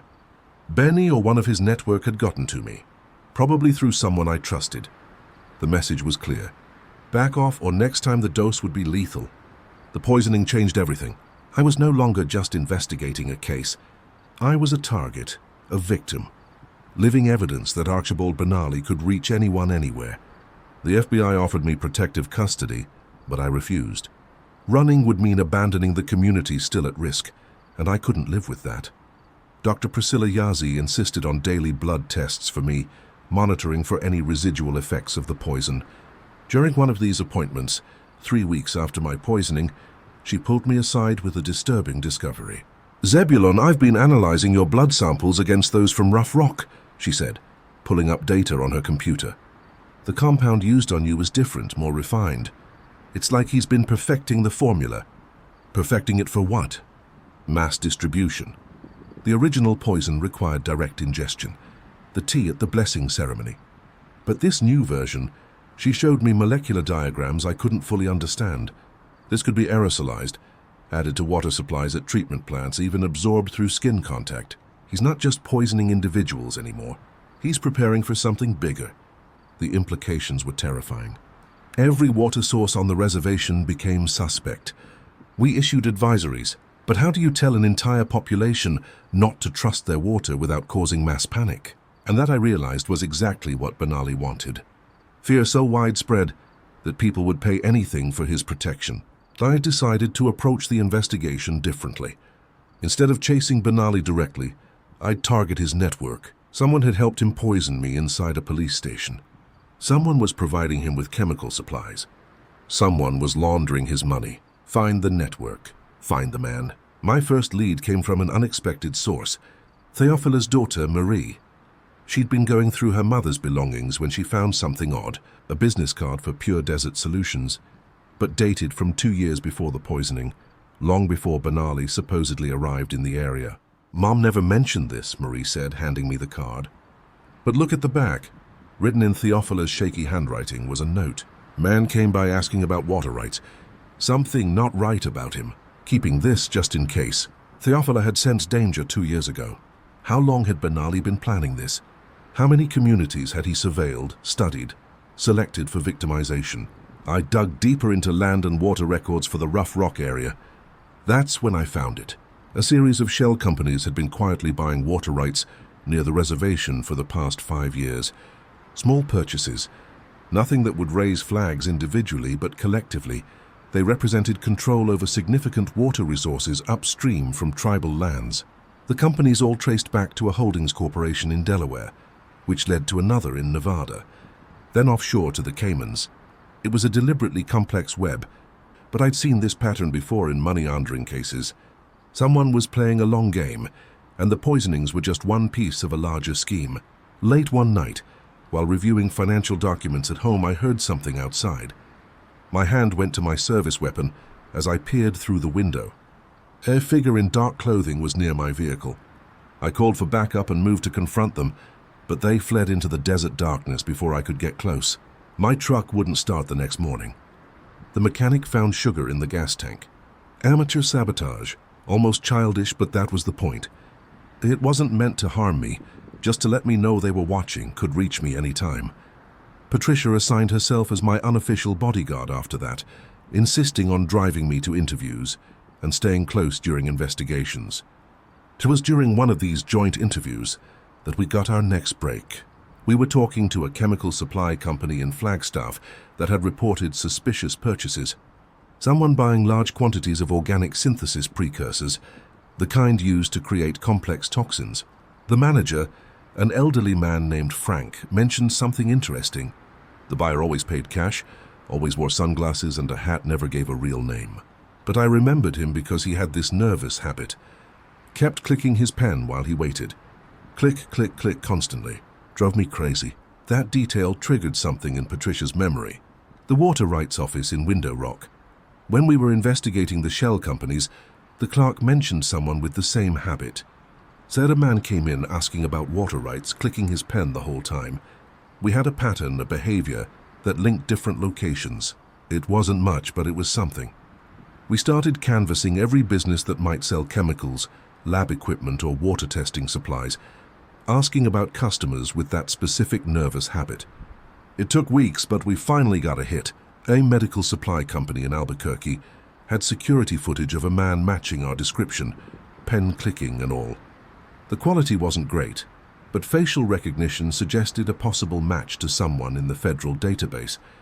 Marcus Whitehorse, a former EPA inspector who'd been fired 5 years ago for accepting bribes from mining companies. Whitehorse had the perfect background for Benali's operation, knowledge of water systems, environmental regulations, and how to exploit both. His last known address was in Phoenix, but when Phoenix PD checked, he'd moved out months ago, leaving no forwarding address. But we knew his habits now. The pen clicking was a tell, a nervous tic he couldn't control. We distributed his photo to law enforcement across the Southwest, noting the behavioral marker. It was a long shot, but sometimes that's all you have. 2 weeks later, we got a call from a tribal officer in the White Mountain Apache Reservation. A man matching Whitehorse's description had been seen at a local motel. And yes, he'd been clicking a pen at the front desk. By the time we arrived, he was gone.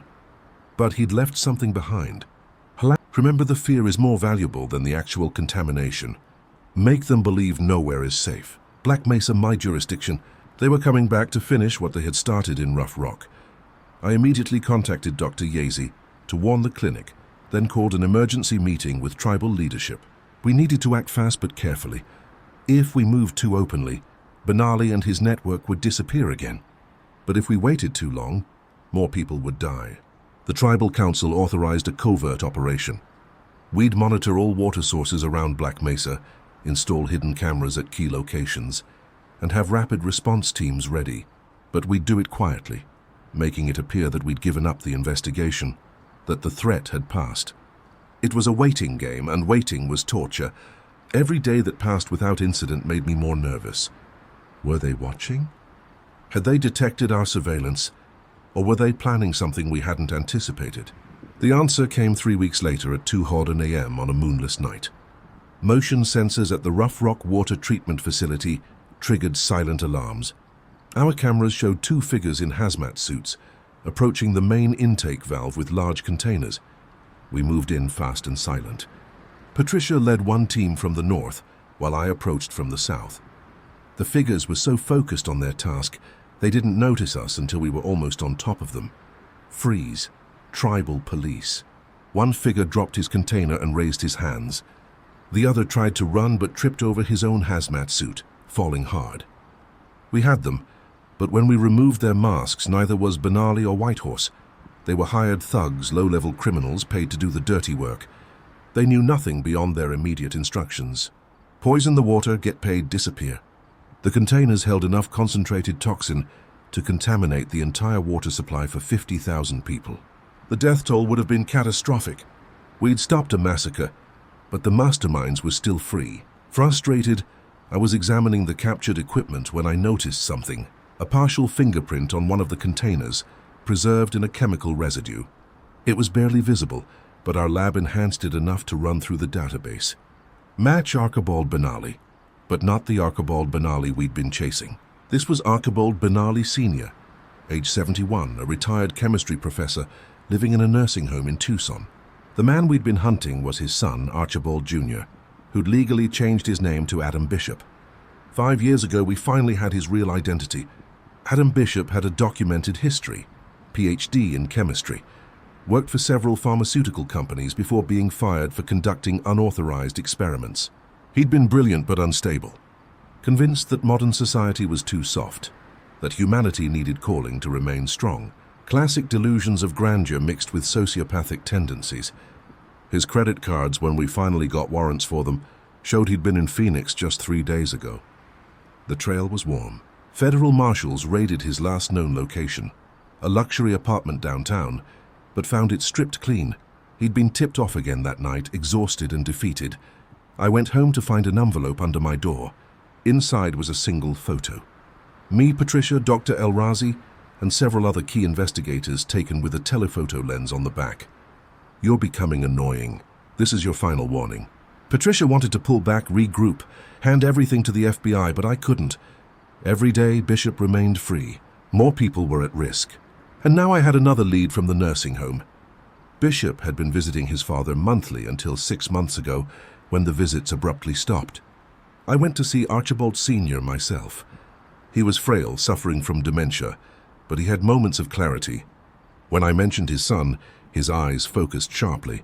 Adam was always special, he said, his voice thin but clear. Too smart for his own good. I taught him chemistry, you know. Wanted him to help people cure diseases. But he became obsessed with purification. Purification of the human race. Started in college reading about eugenics, social Darwinism. Said the weak were dragging down the strong. I tried to talk sense into him, but he shook his head sadly. He said I was part of the problem. Haven't seen him since he told me about his great project. Did he say what this project was? Controlled depopulation, starting with what he called expendable populations, indigenous peoples, the poor, the sick. He had maps, charts showing how to maximize impact while minimizing detection. Tears ran down the old man's cheeks. I created a monster.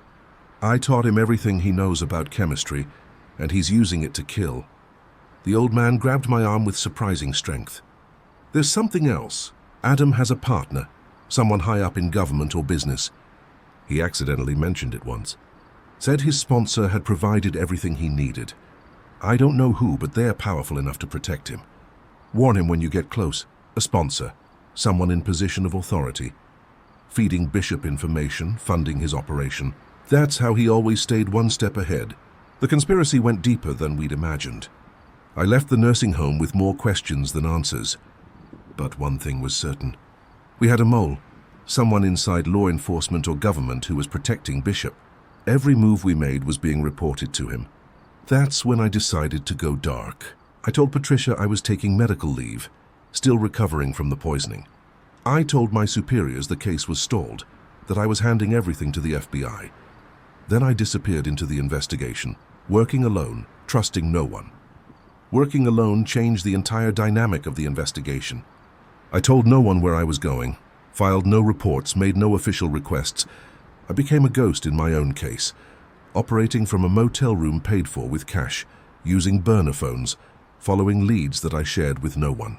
My first move was to analyze the pattern of leaks. Every time we'd gotten close to Bishop, he'd been warned within hours. But not every operation had been compromised. Smaller actions, ones involving only Patricia and myself, had sometimes succeeded.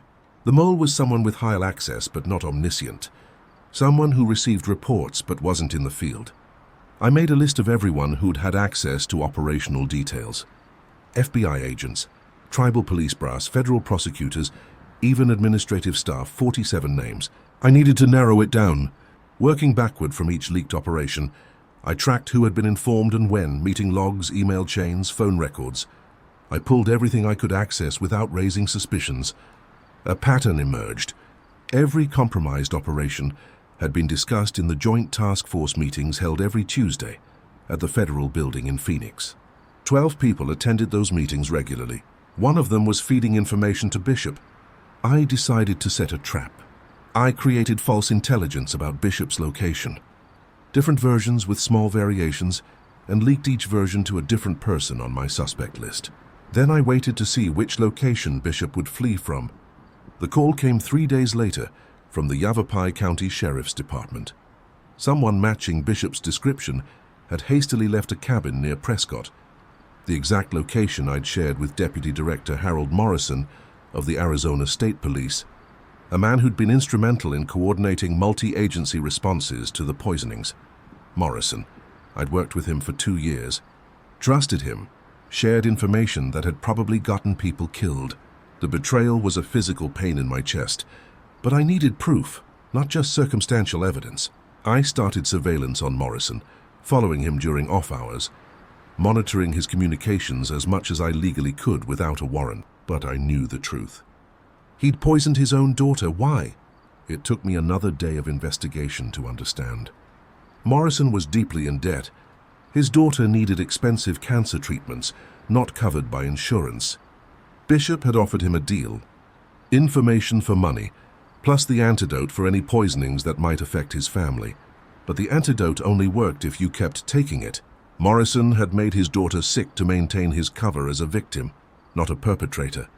The depravity of it, poisoning his own child for money, made me physically ill, but it also gave me leverage. Morrison's daughter was getting sicker. He'd need another dose of antidote soon, and Bishop was the only source. I confronted Morrison that night in the hospital parking garage. He was walking to his car when I stepped from the shadows, weapon drawn. "Hello, Harold." He froze, his hand moving toward his own weapon. "Don't," I warned. "I know everything, Bishop. The payments, the leaked information, I even know about the vial he gave you." His shoulders sagged. "Zebulon, I can explain. You poisoned your own daughter. To save her, he exploded. The cancer treatments cost $300,000. Insurance covered nothing. She was dying anyway. Bishop offered me a way to save her by killing other people's children. I didn't know about the poisonings at first.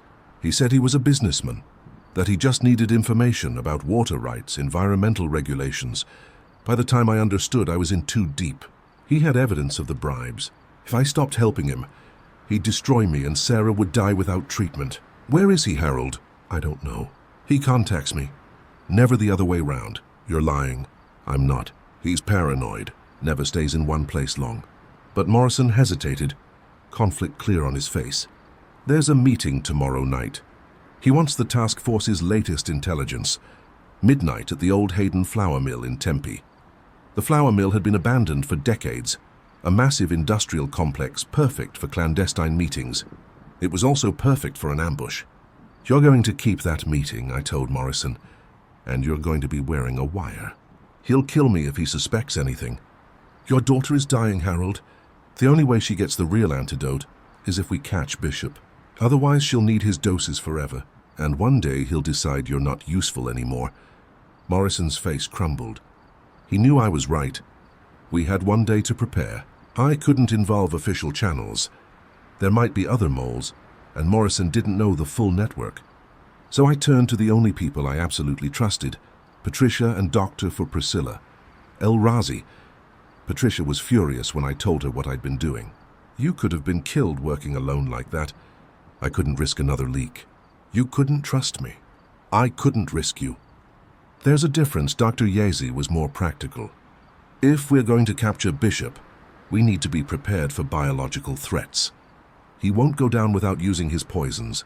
She prepared antidote injectors, hazmat gear, and field treatment kits. Patricia gathered tactical equipment and planned entry routes to the flour mill. I worked with Morrison on his cover story, drilling him on what to say, how to act natural despite wearing recording equipment.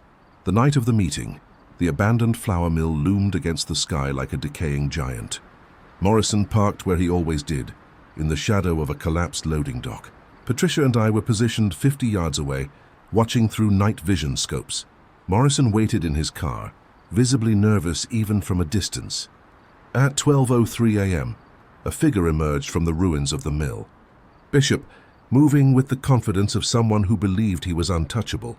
Through Morrison's wire, we heard their conversation. You're sweating, Harold. Problems. My daughter's getting worse. I need more antidote. After you tell me about the investigation, what does the guy know? He's given up. Handed everything to the FBI. He's on medical leave. Probably permanent. The poisoning affected his nervous system. Good. And the water treatment facilities. Security has been increased, but only for another week. Budget constraints. Bishop laughed. Perfect. In 2 weeks, we implement Phase 4, 20 facilities, simultaneous contamination. The reservation will be uninhabitable within a month. 20 facilities. That's genocide. It's business. The land holds trillions in rare earth minerals. Once the population is relocated, my sponsors will move in. Everyone profits. Who are these sponsors? You don't need to know that, Harold. Just keep doing your job and your daughter lives. That's when things went wrong. Bishop suddenly grabbed Morrison's collar, yanking him close. You know what's funny, Harold? Your daughter's latest blood work shows improvement. Almost like someone gave her the real antidote, not the temporary one I've been providing. Morrison panicked. I don't know what you're talking about, Dr. El-Razi. She figured out the antidote formula 2 weeks ago. Did you really think I wouldn't know? I have people in that hospital too. Bishop pulled out a gun, pressed it to Morrison's head. You brought them here, didn't you? Bay and his partner. They're listening right now. Through the wire we heard Morrison whimper. Please, my daughter, your daughter dies tonight. So do you. But first you're going to call out to Bay. Tell him to show himself or I blow your head off. Morrison's voice cracked. Zebulon, he knows. Run. The gunshot was deafening even from 50 yards away. Morrison crumpled to the ground. Bishop stood over him, speaking loudly enough for the wire to pick up. Come out, officers. I have something to show you. Patricia grabbed my arm. It's a trap. But I was already moving. Rage overwhelming caution. Morrison was a traitor, but he didn't deserve to die like that. And Bishop had just confessed to planning mass murder. I emerged from cover, weapon drawn.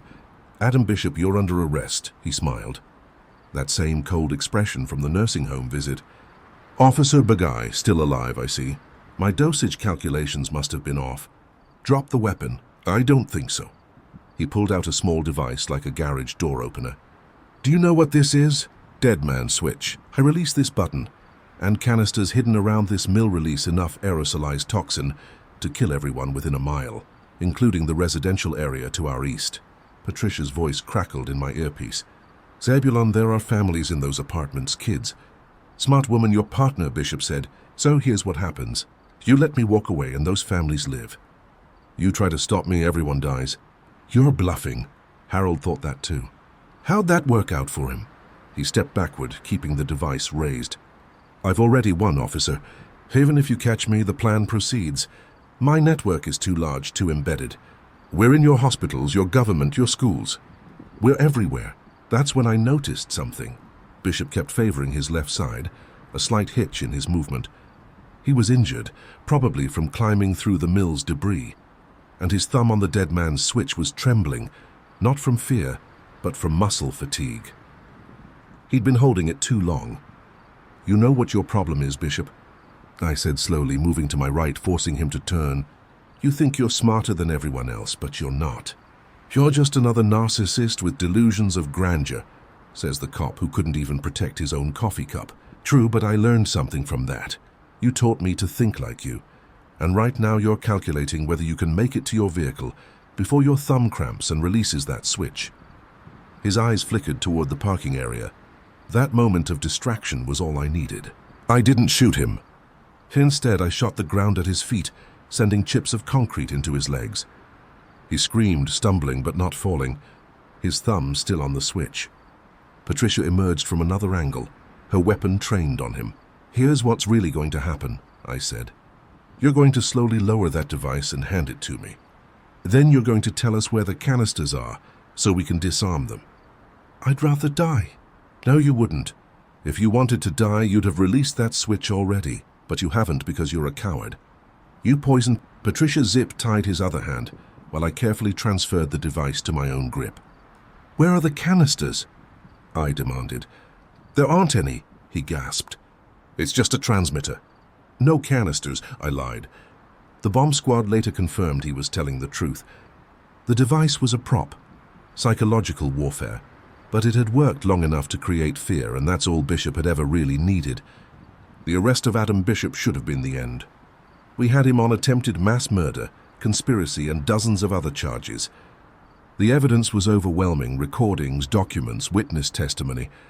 But as I sat in the interrogation room across from him, 12 hours after his capture, I realized we'd only scratched the surface of something much darker. Bishop had refused a lawyer, which should have been our first warning. He sat there calmly, almost amused, as FBI agents presented the evidence against him. When they finished, he leaned forward and spoke directly to me. "Officer Bay, do you know why I chose the reservations as testing grounds?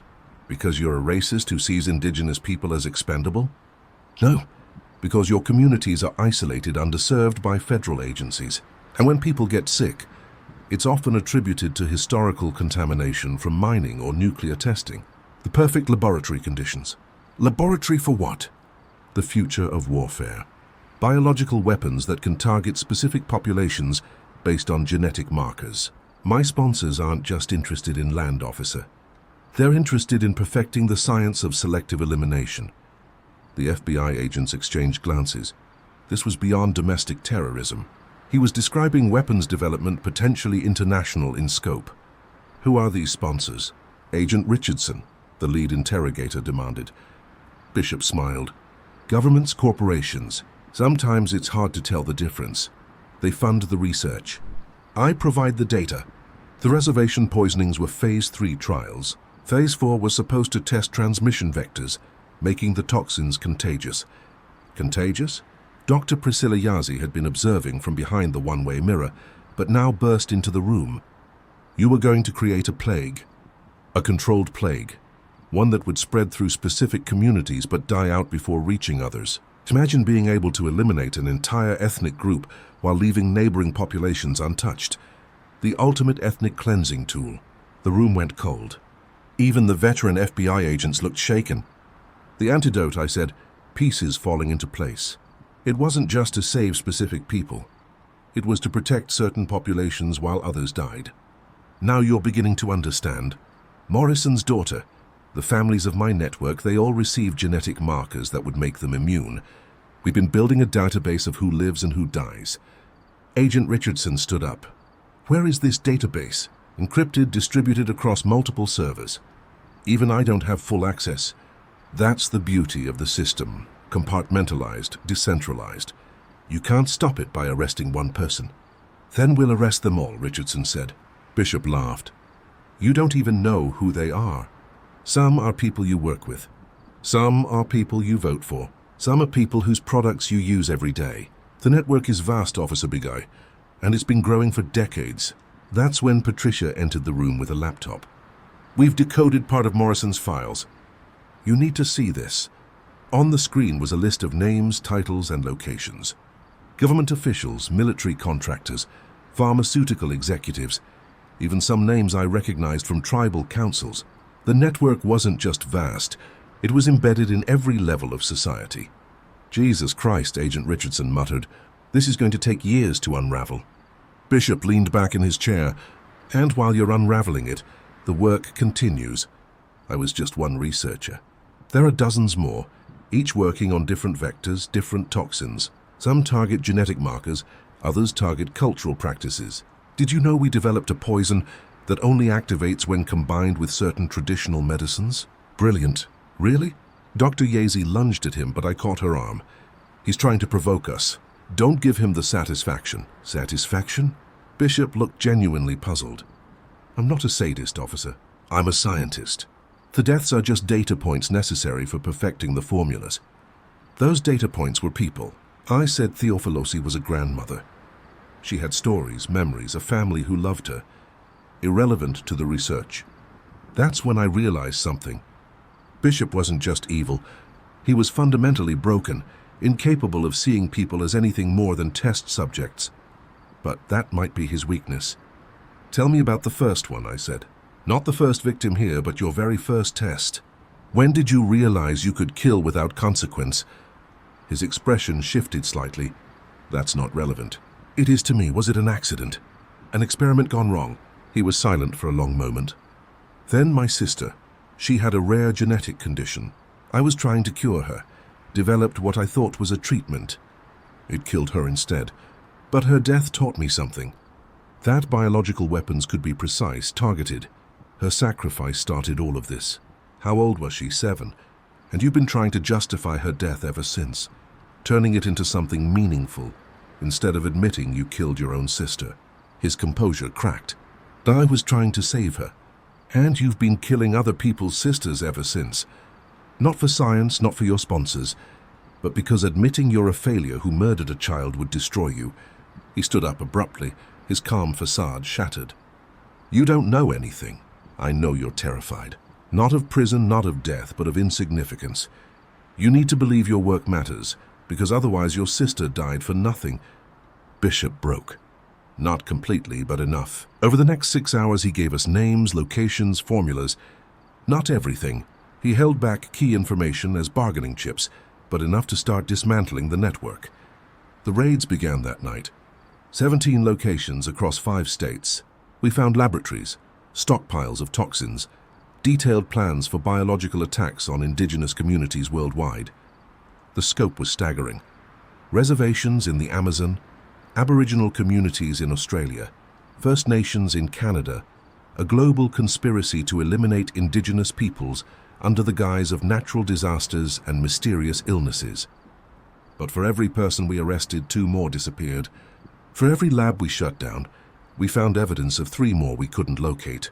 The network adapted, evolved, went deeper underground. 3 weeks into the investigation, I was reviewing evidence at the Federal Building in Phoenix when my phone rang. Unknown number. Officer Begay. The voice was electronically distorted but somehow familiar. You've done well, but you're fighting the wrong battle. Who is this? Someone who knows the truth. Bishop wasn't lying about the scope, but he was wrong about the purpose. This isn't about racial elimination. It's about something worse. What could be worse than genocide? Selection. They're not trying to kill specific populations. They're trying to identify who's immune to various toxins naturally. Building a catalog of genetic resistances. When the real plague comes, and it will come, they'll know exactly who will survive and who won't. They're not preparing for ethnic, but a core group of us persisted, driven by anger and determination. We couldn't let them win. Couldn't let the poisonings continue. Dr. El-Razi made a breakthrough 2 months later. She'd been analyzing the genetic markers in Bishop's antidotes and found something unexpected. They weren't just random. They followed a pattern, a selection criteria that seemed to favor specific traits. Disease resistance, longevity markers, adaptation to extreme environments. They're building a master race, she said, disgust evident in her voice. Not based on ethnicity, but on biological superiority. The ultimate eugenics project. We took this to the federal prosecutors, but they were hesitant. The evidence was too circumstantial, the conspiracy too vast to prosecute effectively. Some suspects had diplomatic immunity. Others were protected by classification levels we couldn't penetrate. The investigation was being strangled by bureaucracy and political pressure. That's when I made a decision that would define the rest of my life. If the system couldn't deliver justice, I'd find another way. I reached out to Janet Yazee's network, the women who'd helped us with the stalking case. They'd been monitoring the poisoning investigation, offering assistance when they could. Now I needed more than assistance. I needed their parallel system of justice. The meeting took place in the same compound where we'd first encountered Janet, but now there were dozens of women present from every tribal nation in the Southwest. Teachers, nurses, social workers, law enforcement, all united by loss and determination.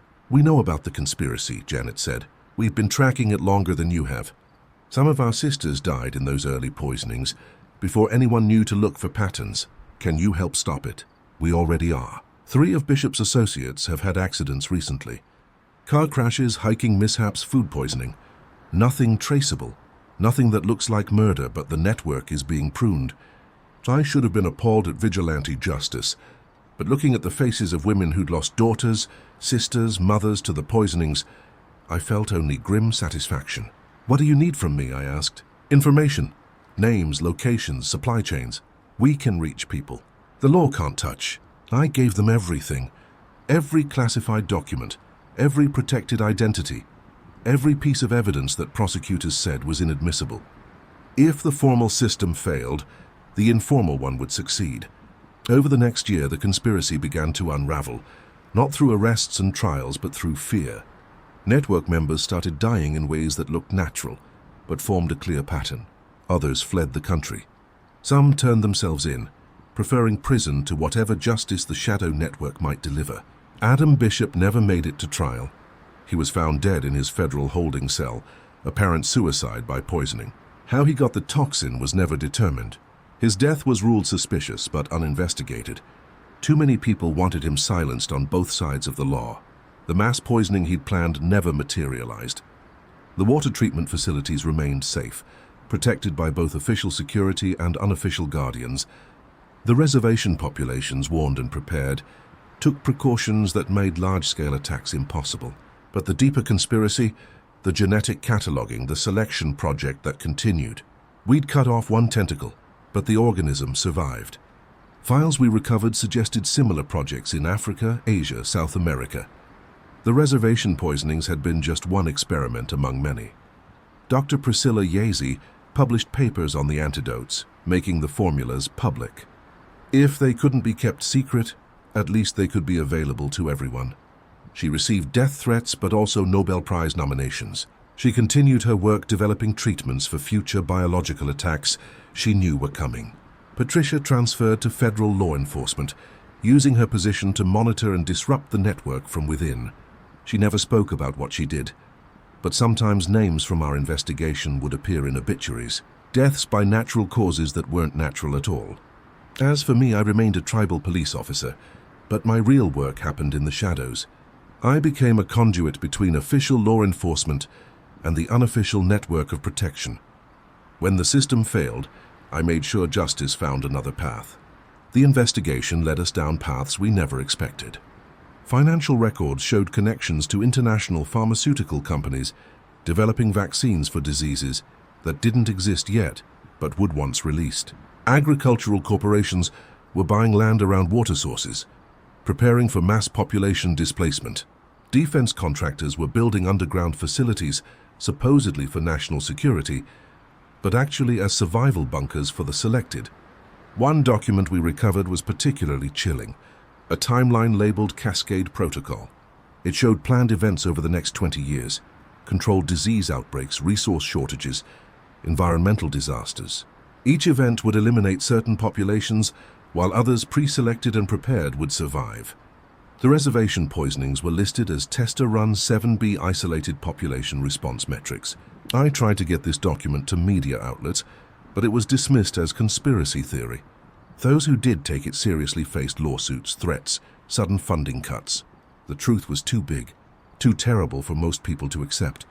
Janet's network proved more effective than any official investigation. They didn't need warrants or probable cause. They operated on intelligence, intuition, and a willingness to act that the legal system lacked. When a pharmaceutical executive involved in the conspiracy took a vacation to Mexico, he disappeared. When a military contractor tried to restart the poisoning program, his laboratory burned down. Cause unknown. No casualties, but all research destroyed.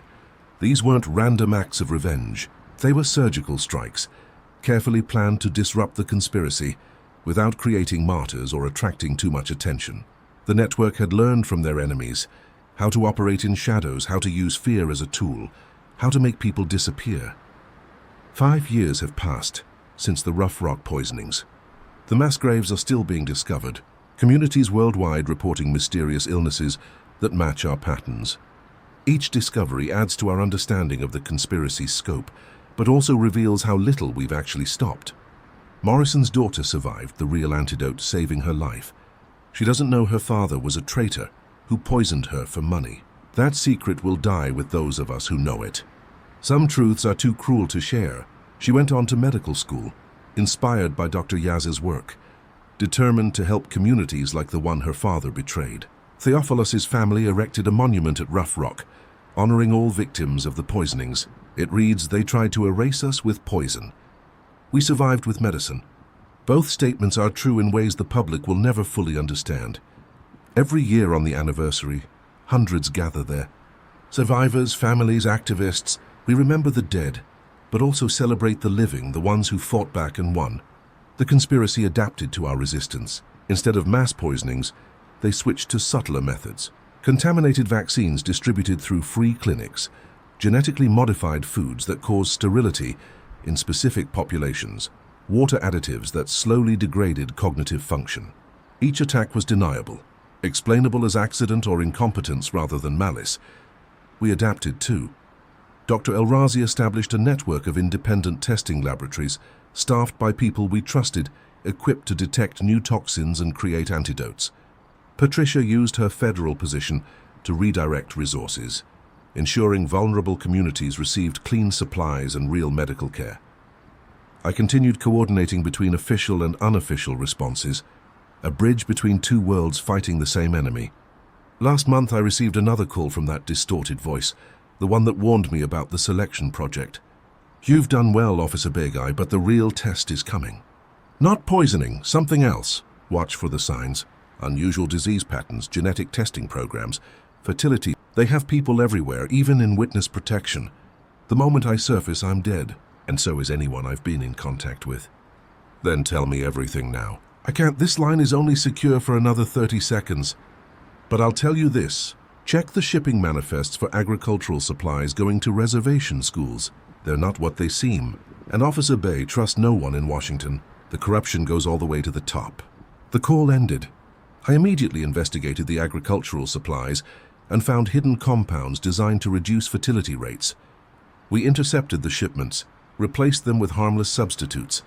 Another attack prevented, but how many others had we missed? The war against the conspiracy became my life. Every day brought new threats to investigate, new patterns to uncover, new attacks to prevent. The network grew, both official and unofficial. Indigenous communities worldwide began sharing information, creating an early warning system that transcended governments and borders. We learned their methods and turned them against them. When they tried to infiltrate our medical systems, we fed them false data that led them to waste resources on useless research. When they attempted to buy tribal land through shell companies, we exposed the connections and blocked the sales. When they sent new operatives to poison water supplies, Janet's network was waiting, but the cost was high. Good people died fighting this shadow war. Some were killed outright, others succumbed to poisons meant for larger populations. Every victory came with casualties. Every saved life was balanced by one we couldn't protect. Dr. Elrazi aged rapidly from the stress and exposure to various toxins while developing antidotes. Her hands shook constantly now, a permanent reminder of her sacrifice. But she never stopped working, driven by the memory of patients she couldn't save and the knowledge that more would die if she quit. Patricia rose through federal ranks, but became increasingly isolated. Trust was a luxury she couldn't afford when anyone could be compromised. She lived alone, worked alone, trusted only the encrypted messages we exchanged through channels the conspiracy hadn't discovered. And me, I became something I never expected. A soldier in a war most people didn't know existed. My official job as a tribal police officer was cover for my real work, coordinating resistance against genocide disguised as progress. The reservation had always been a place of survival against overwhelming odds.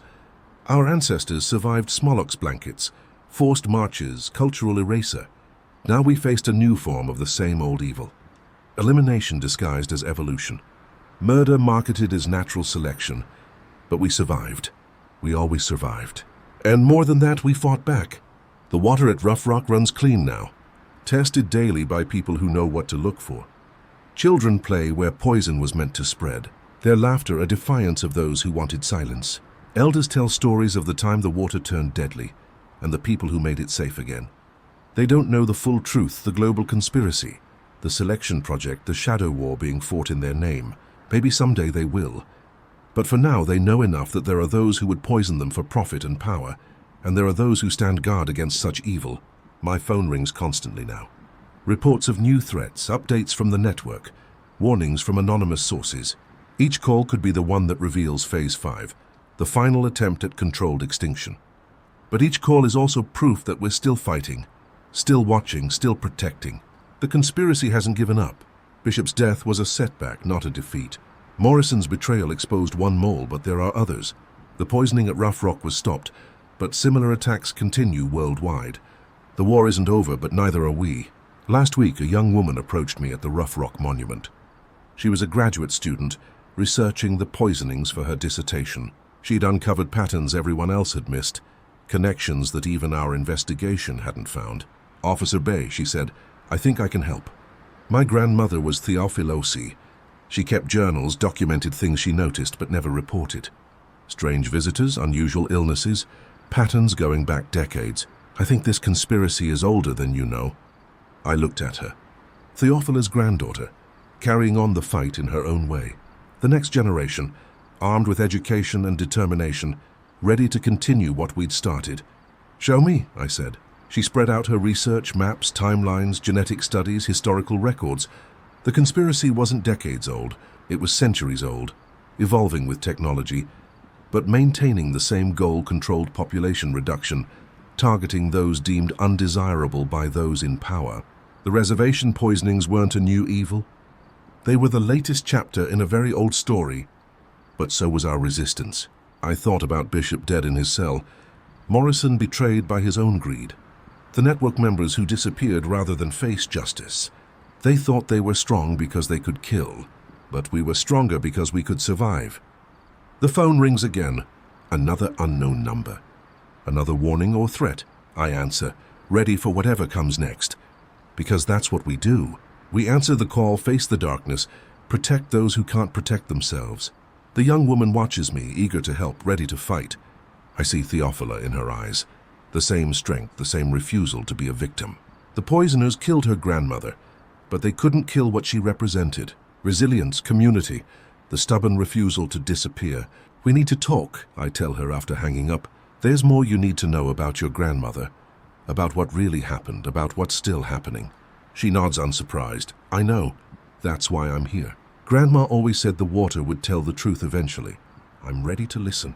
We sit at the monument under the desert sun, and I tell her everything about Bishop and his network, about Morrison's betrayal, about Janet's shadow network, about the selection project in Phase 5, about the war being fought in shadows to prevent extinction disguised as evolution. She listens without interruption, taking notes, asking pointed questions. When I finish, she's quiet for a long moment. "So what do we do?" she finally asks. "We fight," I say. "We protect, we survive, and we make sure they pay for every life they've taken." She stands determined. "Then let's get started." Grandma's journals mention a pattern of illnesses in the 1960s that matches what happened at Rough Rock.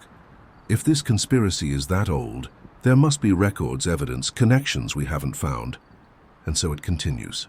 The investigation that officially ended years ago goes on through new generations, new fighters, new guardians. The poisoners thought they could eliminate us quietly, efficiently, scientifically. They didn't count on our memory, our community, our refusal to disappear. The water at Rough Rock is clean, but we test it every day. The children are healthy, but we watch for signs. The threat has passed, but we remain vigilant because we know the truth. The poisoners are still out there planning, preparing, waiting for another chance. But so are we, and we'll be ready.